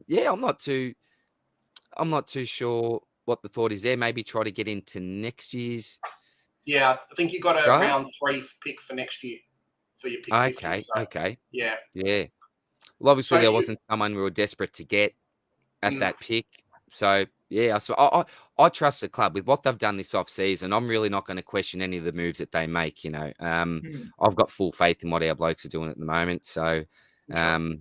I think we did some really nice pick swaps as well during the off season just to gather those points. So there was a little bit of concern from some supporters with the whole Dunkley situation. How on earth are we going to get Dunkley, Fletcher, Ashcroft? How are we going to get all the points and picks to do it? But we just managed to do it through some pretty smart trading. So yeah, absolutely wrapped. So I think we can all be pretty happy. All three of our clubs, Roos, Dons, and the Lions, pretty happy with what we've done during the off season. I think, and you got Tipper back at the Dons as well. Tipper's back. So, mate, The Brad winning brought all him back. round. The Yeah, Brad there brought we him back, mate. There we go. Yeah, no, it's awesome, and it's 100%. There was a lot of even I was hearing like, oh my god, how are we going to fit all these players in from a Brisbane perspective? Because like, is it even possible? Like, can we bring in every good player that's possibly available, like all in 1 year? Like, how can we do this? But you guys, it's a new club. You really are well and truly a powerhouse in the comp now, 100%. And you've established yourselves with regular high finishes, and you're making prelims and things like semis. You're finishing really high up. You beat Richmond in a final as well, so that was a big step forward for us. Yeah, I think that was a big awesome. step forward for us, and then Melbourne as well. I enjoyed myself too much at that game, but a couple of steps forward and a step back. But look, hopefully we'll be up there in contention anyway, mate. And as I said before, no excuses if we're not. I don't think. Even with injuries, we've got a fair bit of depth there, I think, now as well. But the only thing I'm shattered about is, Darcy Wilmot, I thought would be great for Supercoach next year as a nice rookie. All of a sudden, he might get squeezed out a little bit. Not too sure there, but. Ashcroft will definitely get games. I'm not sure about Fletcher. Or rating, he's but injured. He's still getting. He's done his back, hasn't he? Yeah. Is it his back? Yeah. Sorry, that's right. So I don't think he'll be too relevant. But I was doing a bit of research. Big J and Cadman, I believe, had a game where he scored 220 odd Supercoach points. Wow. It was That's crazy. It was nuts. I don't know what he actually did to get the points. I was just scrolling through. It was like top 50 scores or something or other on the Herald Sun. What the hell? And I saw Cadman 220, and I thought, what on earth did this bloke do? So I must look back on the game and look back at his stats, because, what do you do to get 220 points? It must have been the game he kicked 7 goals. I think there was a game he kicked 7 goals in there. Okay. 7 goals don't equate to 220 Supercoach points unless they were like goals that would put his team back in front every time. And maybe if you contested marks there or something. I don't know, mate. Yeah, you're doing something special to get a 200 plus, aren't you? So, maybe he's got some champion. Maybe he's got some bont about him. I don't know. Maybe. The champion kind of love him. Who knows? Someone did the bont chant. Pray to the Supercoach gods. Got him in. 100%. I'm surprised he hasn't been picked up yet, but Ethan Phillips did something like that too. I can't remember what team he played for, but he's from the VFL mature age up. Had something like 7 games of 120 plus, and then 5 games of 150 plus in the VFL. One of his games was like 24 intercept possessions, 12 intercepts or something, and it's just bonkers how good this guy is. Yeah. So maybe someone will grab him now or into the rookie draft. But those young kids, man, you'd hear about Dacos getting like 200 points in a game, and it's nuts. Oh, crazy, isn't it? Crazy. And he's getting better. He's getting better. Dacos. He took out their time trial the other day. I'm seriously considering him as a pick next year as a super coach Yeah, pick. likewise. Yeah. Dacos. I think you've got to. You've got to do your due diligence on him. Because the bloke could be absolutely anything. We've seen what he's done in his first year. And as you said, mate, if he's winning the time trials, putting some strength on, wow, what's his limit? I don't know if he's got a limit at the moment. So definitely on the radar. Yeah, seriously on the radar. Yeah, so Corey says Ethan Phillips was from Port Melbourne. So Port Melbourne. Yeah. Okay. Port Melbourne, yeah. It's crazy. Thanks, Corey. And Corey also loves Brad and George for North there, Big J. You got a fellow fan there of Brad and George out there? Man. It's interesting the position we've gone into this year, especially with Comben coming in. Like, we've just got so many people who can now play forward and defense and everything. It just takes time, really, for me. CCJ? CCJ, is he a bust, or you still have hope for him? I think Cherry's going to play number 2 ruck. So I think CCJ is going to be like that VFL guy. I know we brought him in to be like a key forward and then a ruckman, but I think he's going to get pushed out to being more a ruckman and then can play key forward as maybe that second ruck. So, Goldie retires next year or the year after, then he's going to slot in. But until that happens, just depth, really. Who do you have in front, Big J? Would you have Comben? Yeah. Or CCJ in front? You'd have Comben in front? Yeah. I'm pretty sure from what I've heard and what I've seen online with like his recent videos that they put out, that he's basically been told, hey, if you're fit, you're number 2 forward. And it's your position to lose. So, yeah, I think that's the way it's going to go. I wouldn't be surprised if he lined up round 1 as the second key forward. Interesting, because he's one that you've had as a loophole in Supercoach for the last few years, Comben. So, if he finally gets a game. It's a bit like Goulden. Will he ever play? Is he real? Will Gould? Oh, that's right. Yeah, the man that doesn't exist. Yeah. Yeah, the this one. Will Gould gets played this year, right? Like, they have to play him or trade him. They can't hold onto him forever. What's it been? Will this be his 3rd year in the system? 3rd or 4th. I know he just got recontracted for another year. Yeah. You can't delist someone who doesn't exist, Big J. It just doesn't work. That's true. It's a glitch in the system. The guy he's just taken. It's a handicap for the rest of the comp. No, that's true. That's very true. Instant loophole every week. Yeah, exactly. 100%. We were commenting before DR about how there's probably going to be a couple of ruckmen this year who might play pretty early, especially one of the ones that West Coast picked up. So, I think Hugh Dixon's retired now, or he didn't get recontracted, and a few of those players. So got to have someone up named Harry Barnett. Barnett. Okay. Yeah, remember his name. The watch list. Yeah, beautiful. Really good player. We'll fill the need for them, and they love playing these kids early, right? If they're good enough, they'll play them. Yeah. See, I don't really rate Bailey Williams all that highly. No. Look, he's done a few nice things, but I just don't see him really fitting in long term. So, that's good to hear. Good to hear. We may have a cheap option there. I'm probably looking at Rowan Marshall at this stage. With Ryder out, he's probably my number 1 target, I think, in the ruck. Who's your number 2? Because we have someone in mind who we're thinking of, but I'm trying to work out who's your number 2. He plays for this club. He plays for this club, DR. You reckon the Big Sammy? The Big Sammy. I'm going Big Sammy Draper, man. I'm looking for someone like that. Because I don't want to spend big on. You can't go a Gorn or a Grundy. I don't know what's going to be happening there.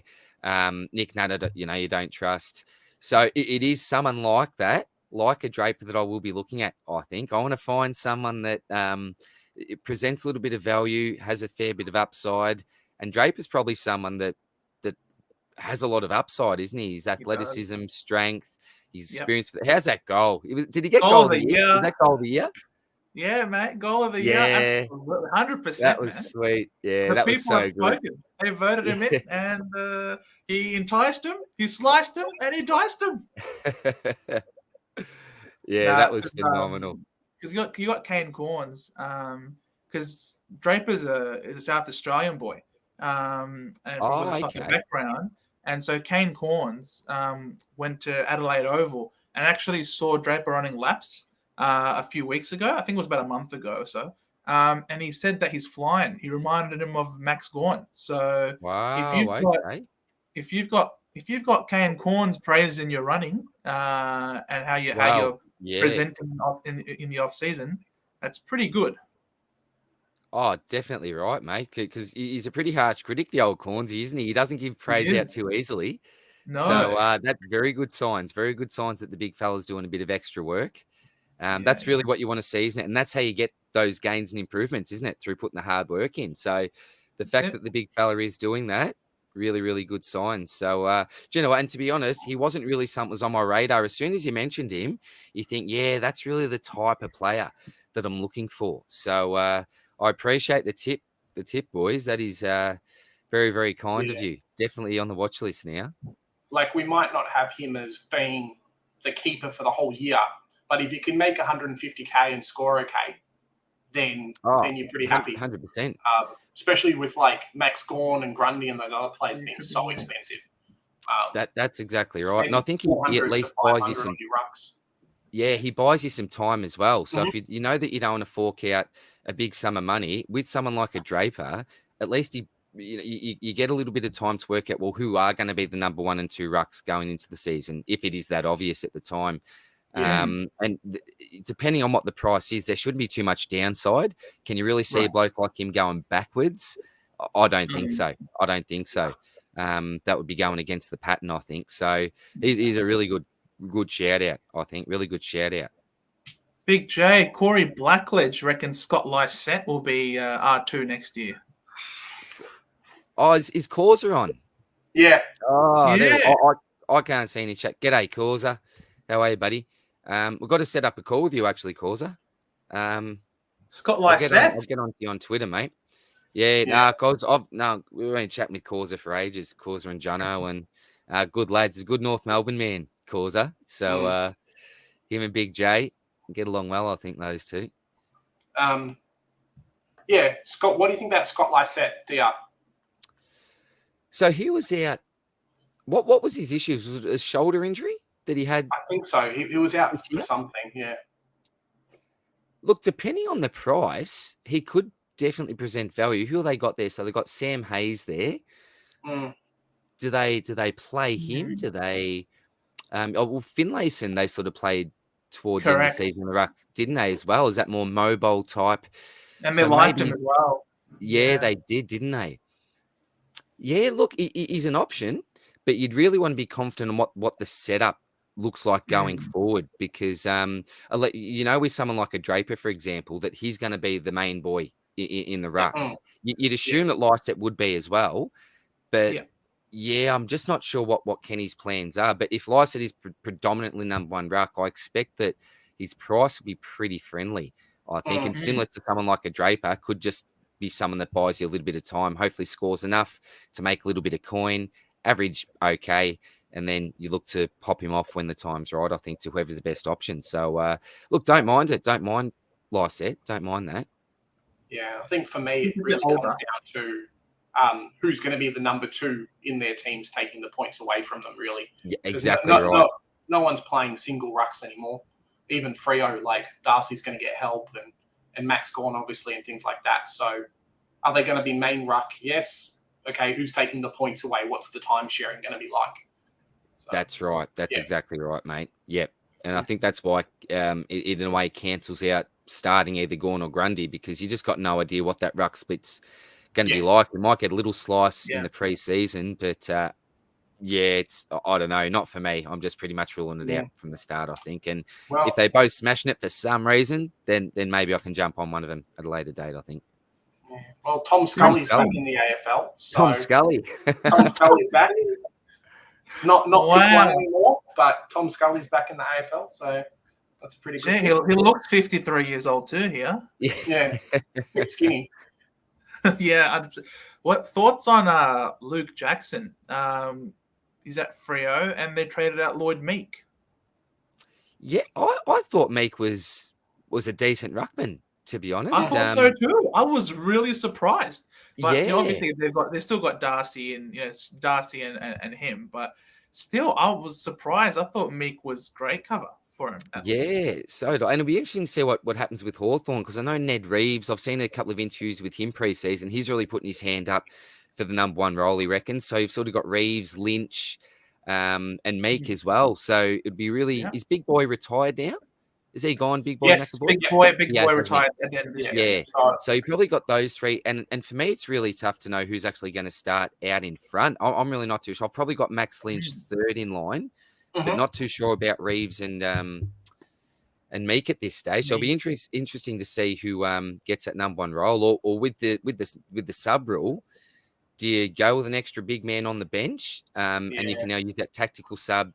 Have that smaller guy, or maybe have the bigger guy as a tactical sub. I'm not too sure.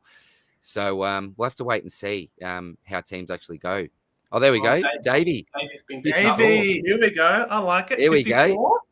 Oh, there we go. Sardis, Hayes, Davey. Oh, wow. There you go.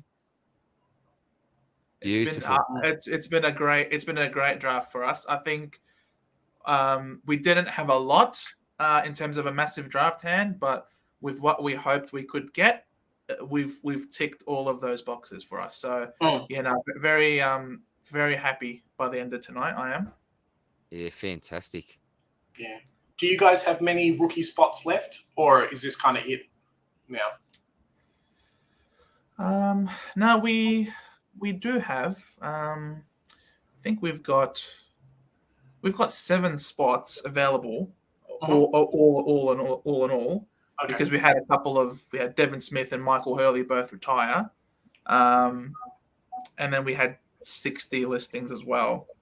So quite a few. We had quite a few spots, but today we gained Sardis. I think we had 7 spots available, but then we gained Sardis, Hayes, the 2 Davey boys, and Mankara. So we'll have 2 spots left. Yeah.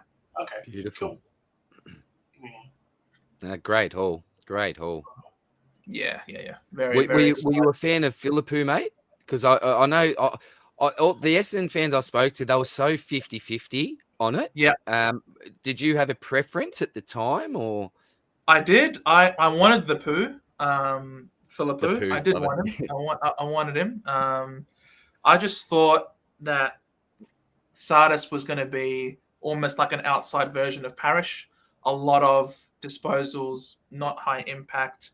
I wanted someone who would have less disposals, but someone who could still push forward, take a mark, kick a goal. Like we saw Hobbs do that a bit, but Hobbs is definitely more of an inside contested ball player. But after we went with Sardis, I was really, I had to listen to some people that really were in the know, and I had to read, and I saw that Sardis isn't exactly the same type as a Darcy Parish. He's a lot more explosive, he's a lot more dynamic, and agile. So he can get those meters gained that Darcy Parish does. Darcy Parish will get 50 disposals for 25 meters gained. It's something ridiculous. Like, Sardis is not like that. So I wanted Philippou, but after the fact now, I'm happy that we got Sardis. Oh, good. You come around. That's good, mate. Either way, you're probably winning, aren't you, at this stage? So, but if you take into account the 4 picks that you've got, that's a really great haul. Really, really fantastic haul. You must be, stoked with that, mate, with the hand that you had coming in. You've absolutely made the most of what you got. So, phenomenal. And we delisted Braden Ham. Now, that is something that I will forever be indebted to the Brad. I love the Brad. The Brad's my hero. He finally got rid of Braden Ham. I can now not be be vegan anymore. He has freed me. He has freed me. Oh my God. Hey, it's not as bad as Jared Pollock. We finally got rid of him too.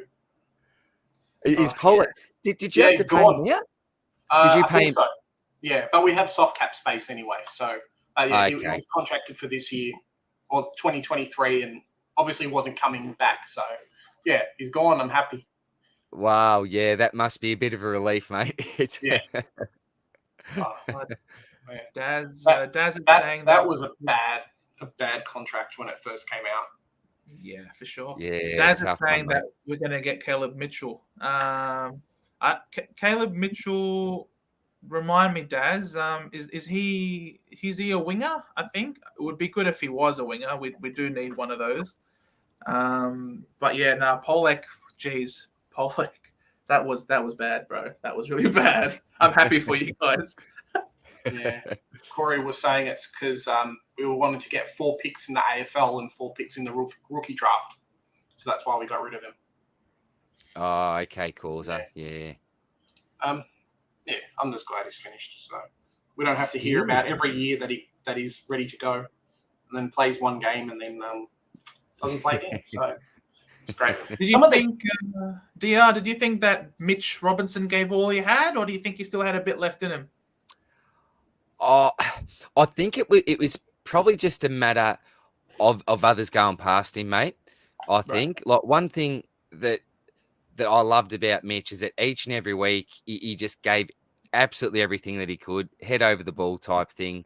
But look, I think he probably could have gone around for another year, but I just think, to be honest, he would have been playing VFL football, mate. So it was just, I think, time for us to move him on. But, he's won a BNF for us. He made us stand a lot taller when the team was a lot younger, when we had those, immature bodies. So I'm really indebted to Mitch. I love Mitch. But as hard as it is being a big fan of his, I think it was just the right time to go. But I think for another club that's probably, maybe in the window just for a bit of depth if they want it, that then go for him. But I think it's very, very slim chances now for Mitch. But sad to see him go, mate. I genuinely was sad to see the big fella go. Who's going to be that guy now that makes you walk taller? Is it Reese Matheson? Is it the barometer? The barometer is the one that comes to mind straight away. The big barometer. Look, we haven't got a heap. Darcy Gardner's got a fair bit of mongrel in the back line. Darcy Wilmot, Mr. Pepsi Max King, he's going to get everyone up and about, I think. He gets the boys up and about, so I think he's really good in that area. Berry's pretty tough sort of a player. Hopefully Dunkley will add a bit of toughness to us. But now that we sort of are lacking a little bit of mongrel, I think, in certain areas, mate. But yeah, that's why I love Mitch. I suppose just like a ragdoll, just ragdolled himself every week, just without concern or care for his own well-being. Just a cannonball. And as a supporter, you got to respect that. 100%. Oh, there you go, Big Jake. Oh, there we go. We've got another Harvey playing now. So at North Melbourne, it's pretty exciting. Can you rookie list Boomer, please? Can you please rookie list Boomer? I'm sure he can. He can article. Brady Rawlings was saying he was speaking to Boomer, and he's like, Boomer wants to go and rookie himself so he can play footy again. It's like, he could keep doing it. He'd probably be couldn't player. he? Yeah, he's so fit still. Oh yeah, He's you just see the him type on of TV. player. Like he never slouched. He never stopped doing anything. It's like those really fit old people you see. Still got abs. They're still like strong. Is that? He's phenomenal. I actually went to coach last year. I coached the under 11s last year. Came up against Yarrambat. Go to shake hands with the coach. Turn around and who is it? Mr. Boomer himself. I thought, geez, I'm in trouble here. Bloody hell. Oh, they won by about 20 goals in the end as well. Don't know how much we can put that down to the coaching performance. I'm not too sure. But also with Cooper as well. I was an old Assumption College boy myself. My son's actually going there next year, starting his year 7 there. So I actually got to speak with Cooper during the information night. He was down there in the gym with the PE teacher. So I had a bit of a chat with him. How's things, mate? You're looking to obviously get drafted this year, and he was pretty keen. And he seemed like a top kid, really popular sort of a kid.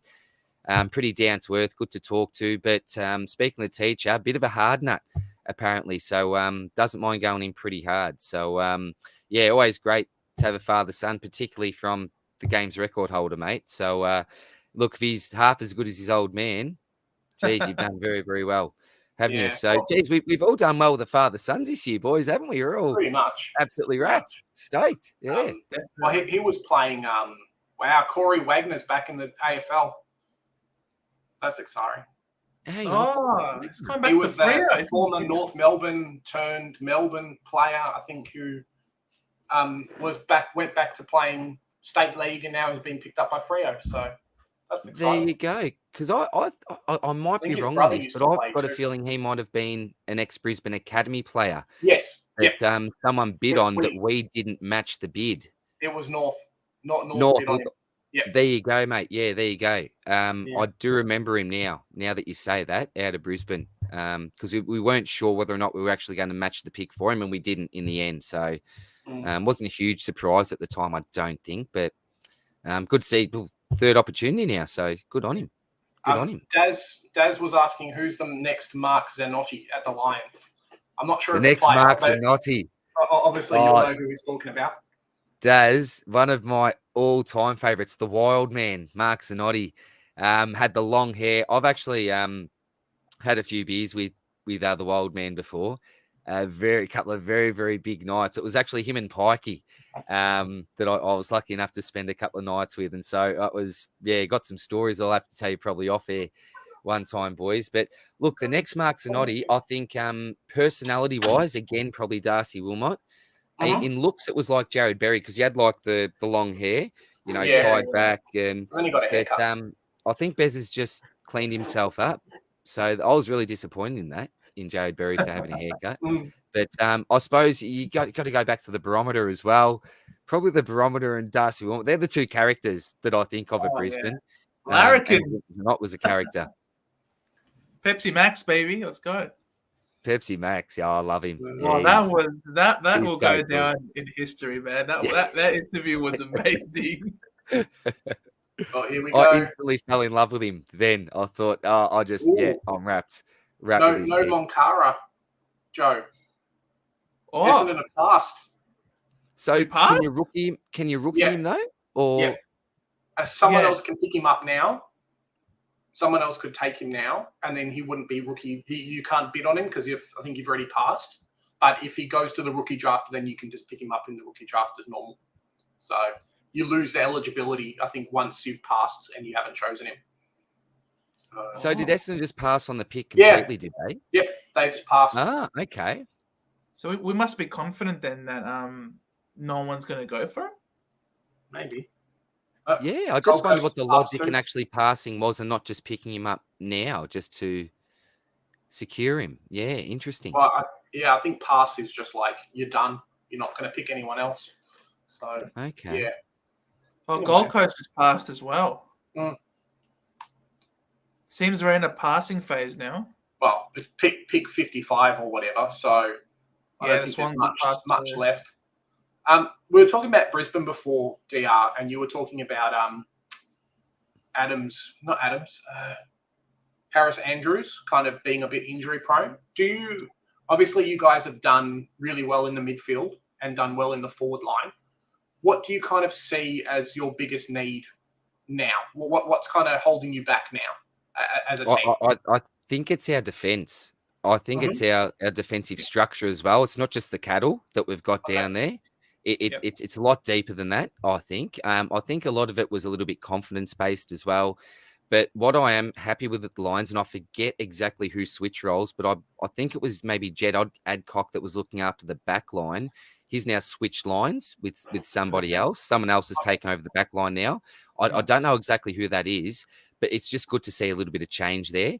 I think teams just found it too easy to score against us. I think Harris Andrews at times just looked a little bit lost. He didn't know, is it time to actually peel off now, or do I actually have to play as a defender? And I think once Harris is a little bit off, then all the other dominoes sort of tend to fall around him a little bit. He's the real general down there. I think when he's really on his game, when he's confident, we seem to go well. Richie was, playing through injury a little bit last year. The year before, he had an All-Australian year, so he tended to taper off a little bit as well. Gardner was injured a lot. Payne sort of came in and out. So I think where Brisbane's been really lucky in the past is we've had a really good run with injuries. Rarely do you see Brisbane with a really long injury list, but I think this is probably the year where we were being tested the most, probably over the last 3 to 4 years. And I think that it did show, particularly in our back line as well, and that lack of depth for us. But I think with some of the new players that we've got in, like your McKenna. Maybe he could go for a spot there. Your Wilmot's an exciting player down there. Ainsworth came back to the side this year after having a bit of time off. So, look, if we can fix up some things structurally, then I think it will go a long way to us, hopefully making impacts later on in the year. But if we can't get it right defensively, the midfield can be as good as it is. It's still not going to win you games of football, is it, if you can't defend? So You can always get hoping for big things. Yeah, and Kitty Coleman's another one, I think, who can have a real breakout season as well. I really, really rate him. He's getting a lot fitter as well, got a really nice foot on him, smart player as well. So I think he'll be one that will I'll really look out for as a breakout contender for us this year, I think. I remember speaking to Big J. Sorry, Big J. I remember speaking to him at Big J about when we were just planning to do some review videos, which will be coming up in the coming days on the players that the teams have acquired, who went out, who went in, have they improved? And I remember making a note that defensively, you guys still haven't really improved with the off season.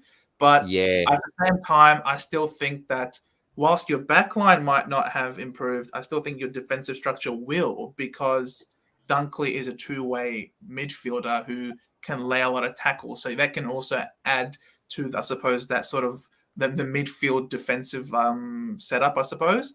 And I think Gunston can play as a utility swingman as well. And he's got some good kicks up the ground. So I think overall your team will probably be more mature and more consistent in the way it defends the ground.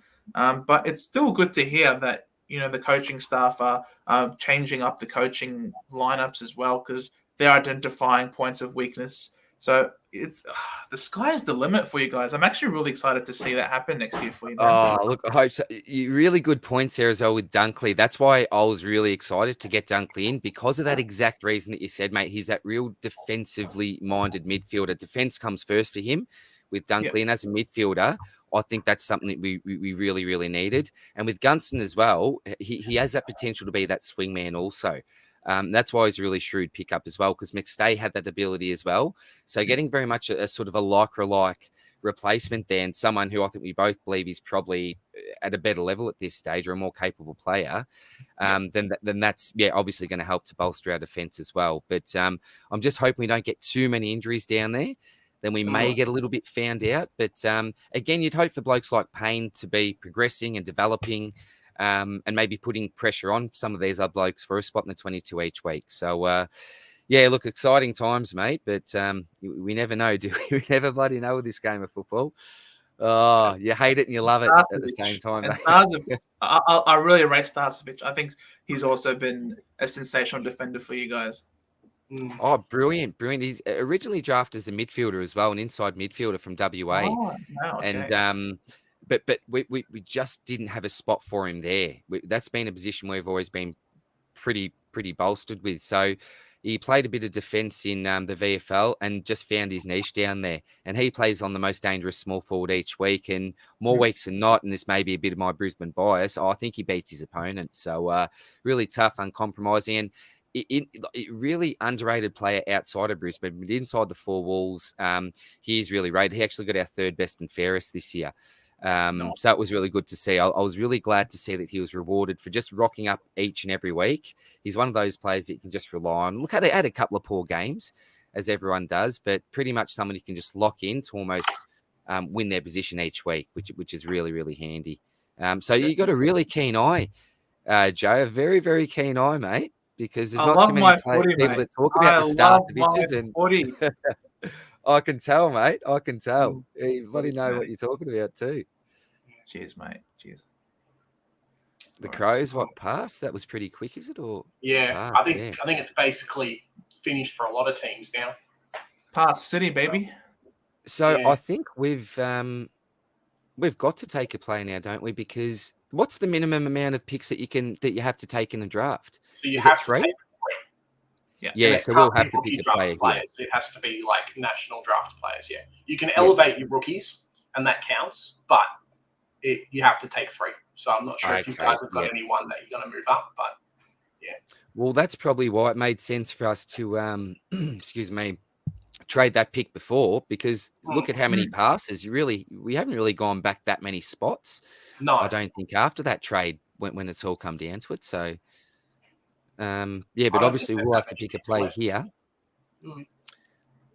Have you been following the draft really closely? Have you, Joe, Big J, both of you guys, sorry, not the draft, but the players, the under 18s this year? A little bit. Just kind of, I guess, when you're at the higher end of the draft, you try and have a look at like who's available and how they're doing, that kind of thing. So I have watched a few players that way, but more just keeping up, I guess, with the draft order and using that as kind of guideline. Generally, these years, the first 5 or 6 is where I'm looking for our picks. So, makes it a bit easier than having to go through like 40-odd players to start with. But every year, Draft Central, I don't know if you've seen it, they'll put out like a draft guide with like 100-odd players and write-ups for all of them. Oh, yep. So when that comes out, normally start of October-ish time, then I'll start smashing that out and having a look. Oh, nice, mate. Yeah. Yeah, I follow it a bit, not in too much detail. I just love. I haven't watched any of these games, but I tend to just read and listen to a lot of interviews from track watchers. So like people like Cal Toomey's interviews, but also people like Ed Pascoe from Rookie Me Central. They.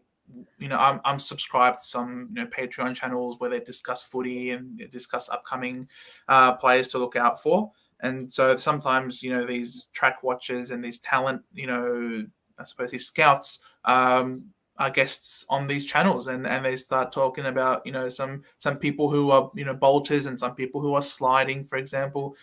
So really anything to do with footy, I do love to listen to, and so. There are quite a few names. There are a few names that I was pretty surprised to make it as high as they did. That were meant to be like between like the 40s to 60 range, getting picked up in the early 30s, late 20s even. And then you had players, going to the Hawks, who really should not have slid anywhere near that far down, like your Hustwaite, for example, who really should not have been at what pick did Hustwaite go at? Like 37 or something was yeah. crazy. And this was a guy that was supposed to be like most people had him in their top like 10 to 25 at a maximum. Wow, there you go. Like 30. Hawks have done very well this draft. They did very well. Sammy Mitchell will be wrapped. I love your passion, Joe. That's awesome, mate. Love your passion. It's the best. I just, mate, with you. Just love footy. Love footy. It's the best game. Mate. It's the best game. Isn't it, mate? I don't care. World Cup. Who cares World Cup, bro? We have the World Cup of footy here, mate, every year. It's the best. 100%. Could not agree more, mate. Yeah, man, 100%. Do you reckon Connor McKenna is best 22, or is he depth?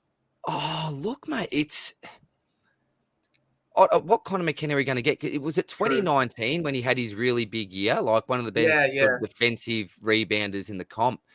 I don't know what Connor McKenna we're getting. Is he because he's a little while out of the game now. Look, my expectation would be that he'd be fighting for a spot in the 22. But he's got some pretty stiff competition.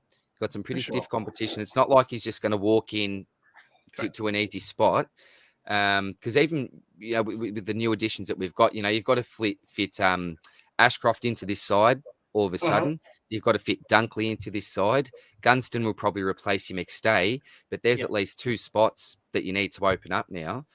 Who are you going to kick out of the side? There's not too many blokes that I'd be happy to have out. So I think, put it this way, if Connor McKenna is depth for us, it shows that we're in a pretty good position, I think. But I'd be hoping that he could get back to close to those levels, but the expectation isn't too high, mate. I think for us, it was a bit of a free hit, and I think that's the way that most of our supporters are really taking it. I think it's a bit of a free hit.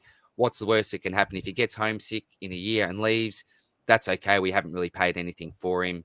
He's a category. He's a B rookie, I think, from memory. So, he's a great free hit to take, mate, but expectations aren't that high, I don't think. And he won't be on big money either. I mean, you're going to bring him on like at 200K or whatever.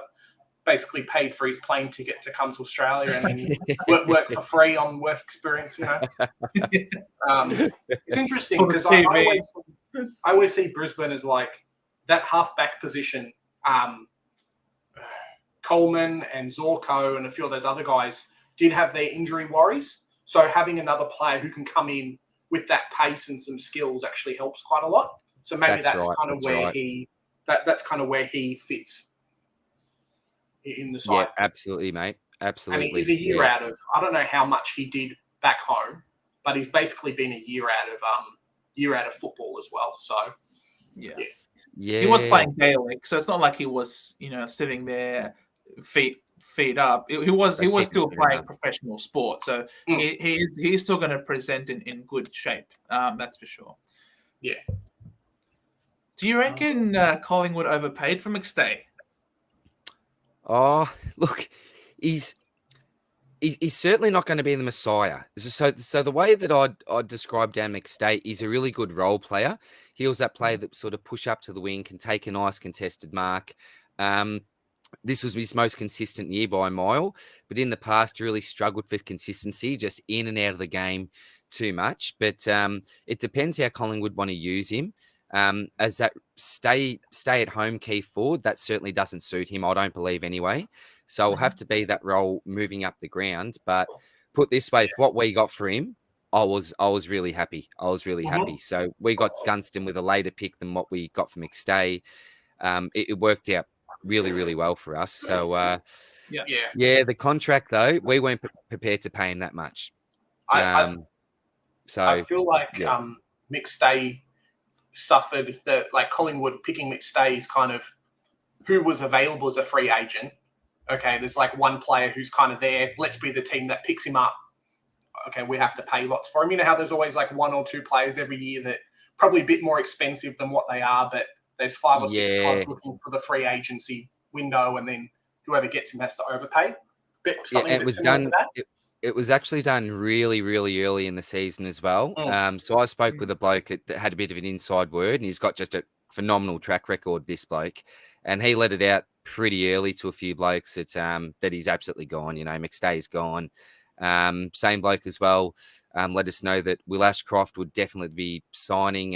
It would be a 4-year deal. It would be this, there.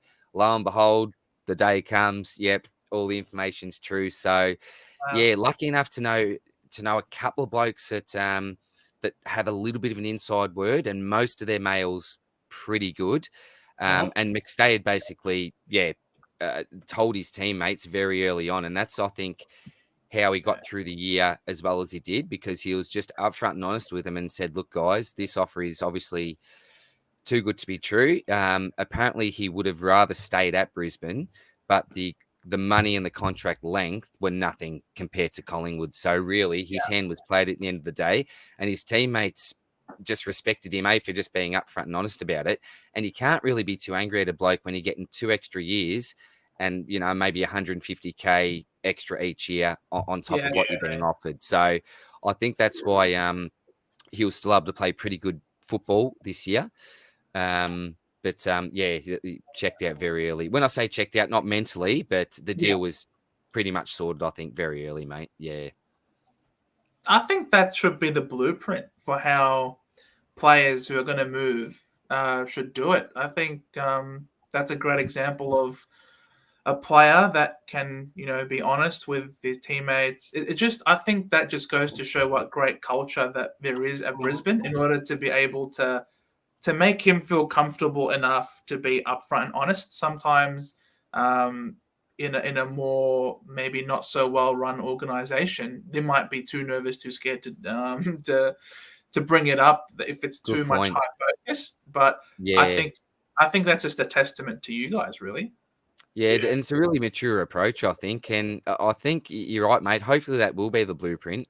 You can imagine there'd be a lot of pressure, particularly, you love your club, you love your teammates, but this offer's being put forward, you can't put yourself in their position. And so, I've always got a lot of love for Dan McStay. Do not blame the bloke for taking the offer up at Collingwood.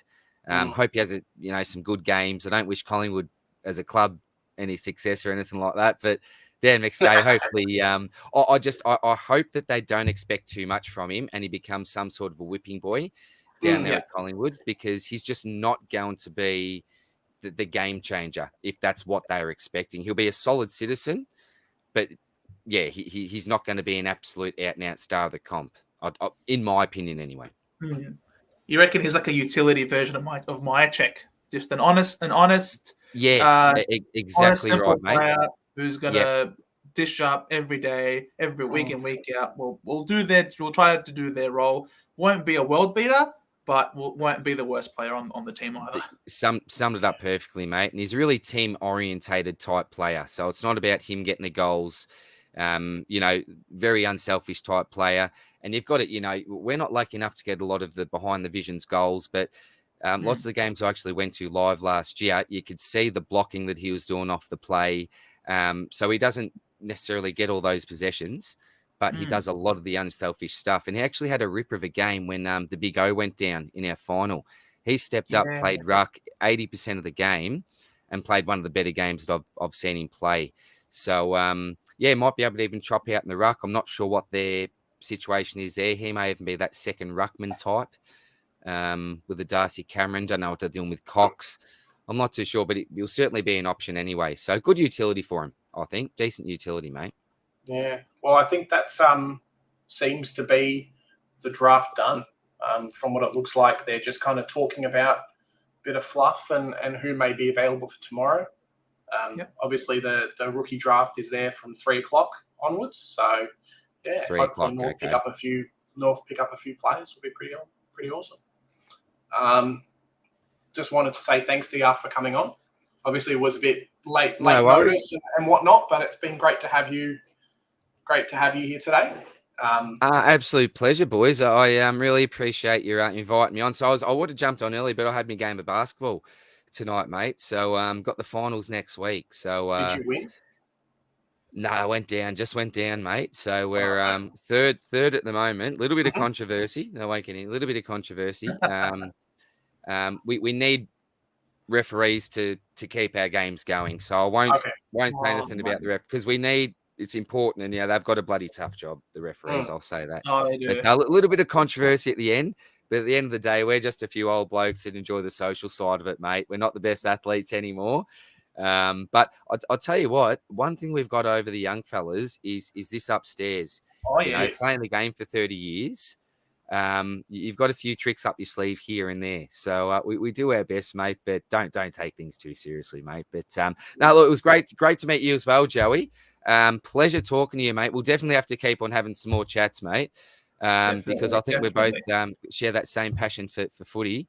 And Big J, always obviously a pleasure, mate. We'll definitely have to do some super coach stuff as well, mate. We might I think we're going to do a draft as well, a live draft, I think this year. Any of you blokes are interested as well. So we will definitely have to catch up very soon again in the off season. And you actually you finished top ladder of the content creators, didn't you, mate? Or got the highest overall? Pretty close, either top or like top 3. So you're up there. I reckon you're up there all season, mate. All season, the content, and that was a tough league, mate, to get on top of. So expecting big things, mate. Expecting big things. But absolute pleasure, guys. Absolute pleasure. I'm on baby duty now. I've got a 6-week-old out there, so this has been phenomenal. Getting a break from little fella. So I think that the wife's gonna handball him to me now. I think. So what have you got coming up, DR? You got anything happening soon, or you waiting a few weeks till Supercoach opens? What's the go? Oh, yeah. Look, mate, I've got a few things in the works, actually. I've got a few things in the works and player profiles. So I'll be doing a big one on Jacob Hopper. Got a lot of data for him. Those CBAs and, how that reflects with his scoring, what that's going to look like, obviously, at the Tigers as well. Obviously, going to look into Timmy Taranto as well. Probably have a focus on not those real premium type players, because we know what Clary Oliver is going to give you. We know what Tuke Miller's strengths are. I think what people probably really want are those players that are at a juicy type price. I'm never a huge fan of selecting too many breakout players, but I do like a little bit of value. And I think that's what I'm going to focus on this year in Supercoach, is looking for a little bit more value. I think a little bit of a different strategy, I think, rather than paying too much for some of these big guns. But look, apart from that, mate, nothing special, mate. We definitely have to tee something up. I'm going to start up with Spills again, the great man. We'll get our stuff going and hopefully catch up with George and the boys as well.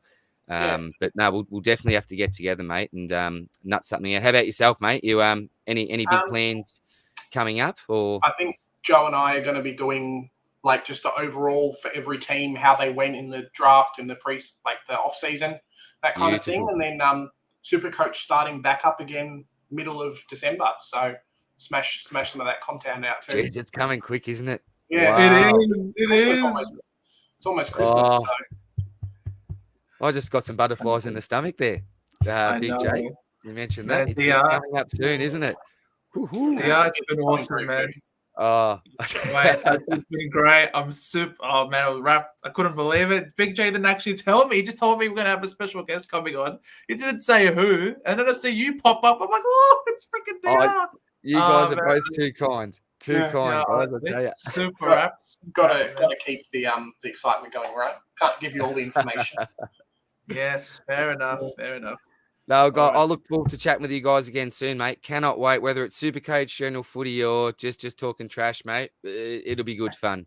Anyway, so enjoy the rest of the night, legends. All right, thanks again for inviting me on. It was awesome. All right, thanks for coming on. Thanks, no worries at all. Catch you soon, guys. Bye. Wow, that was awesome. That was awesome, bro. Cool, hey. All right. So everyone who's left, that's us probably done for tonight. Like we were saying with DR, there's going to be some extra videos coming out, probably going through every team, how their preseason went, that kind of thing, or off season. Like, share, and subscribe for the information and the content coming out, guys. Really helps us see what's happening, that kind of thing. And yeah, hope you guys have a great day. Any final words, Joe? Yeah, definitely. Thanks for tuning in. Got a few coming in and out, but looks like we had some people really watch a lot of it with us at the same time. So that was great. And thanks for your interactions in the chat. Was great. Loved reading your questions and your comments. Like Big J says, we'll be releasing out some videos in the coming days, an off-season review of how the teams changed. Then we'll be starting off with the first 4 teams in alphabetical order. Adelaide, Brisbane, Carlton, Collingwood. So keep an eye out for those videos, guys. And we're looking forward to, oh my God, footy's back, mate. Yeah, can't wait. All right, catch you guys. See you next time. Bye. See ya. Bye.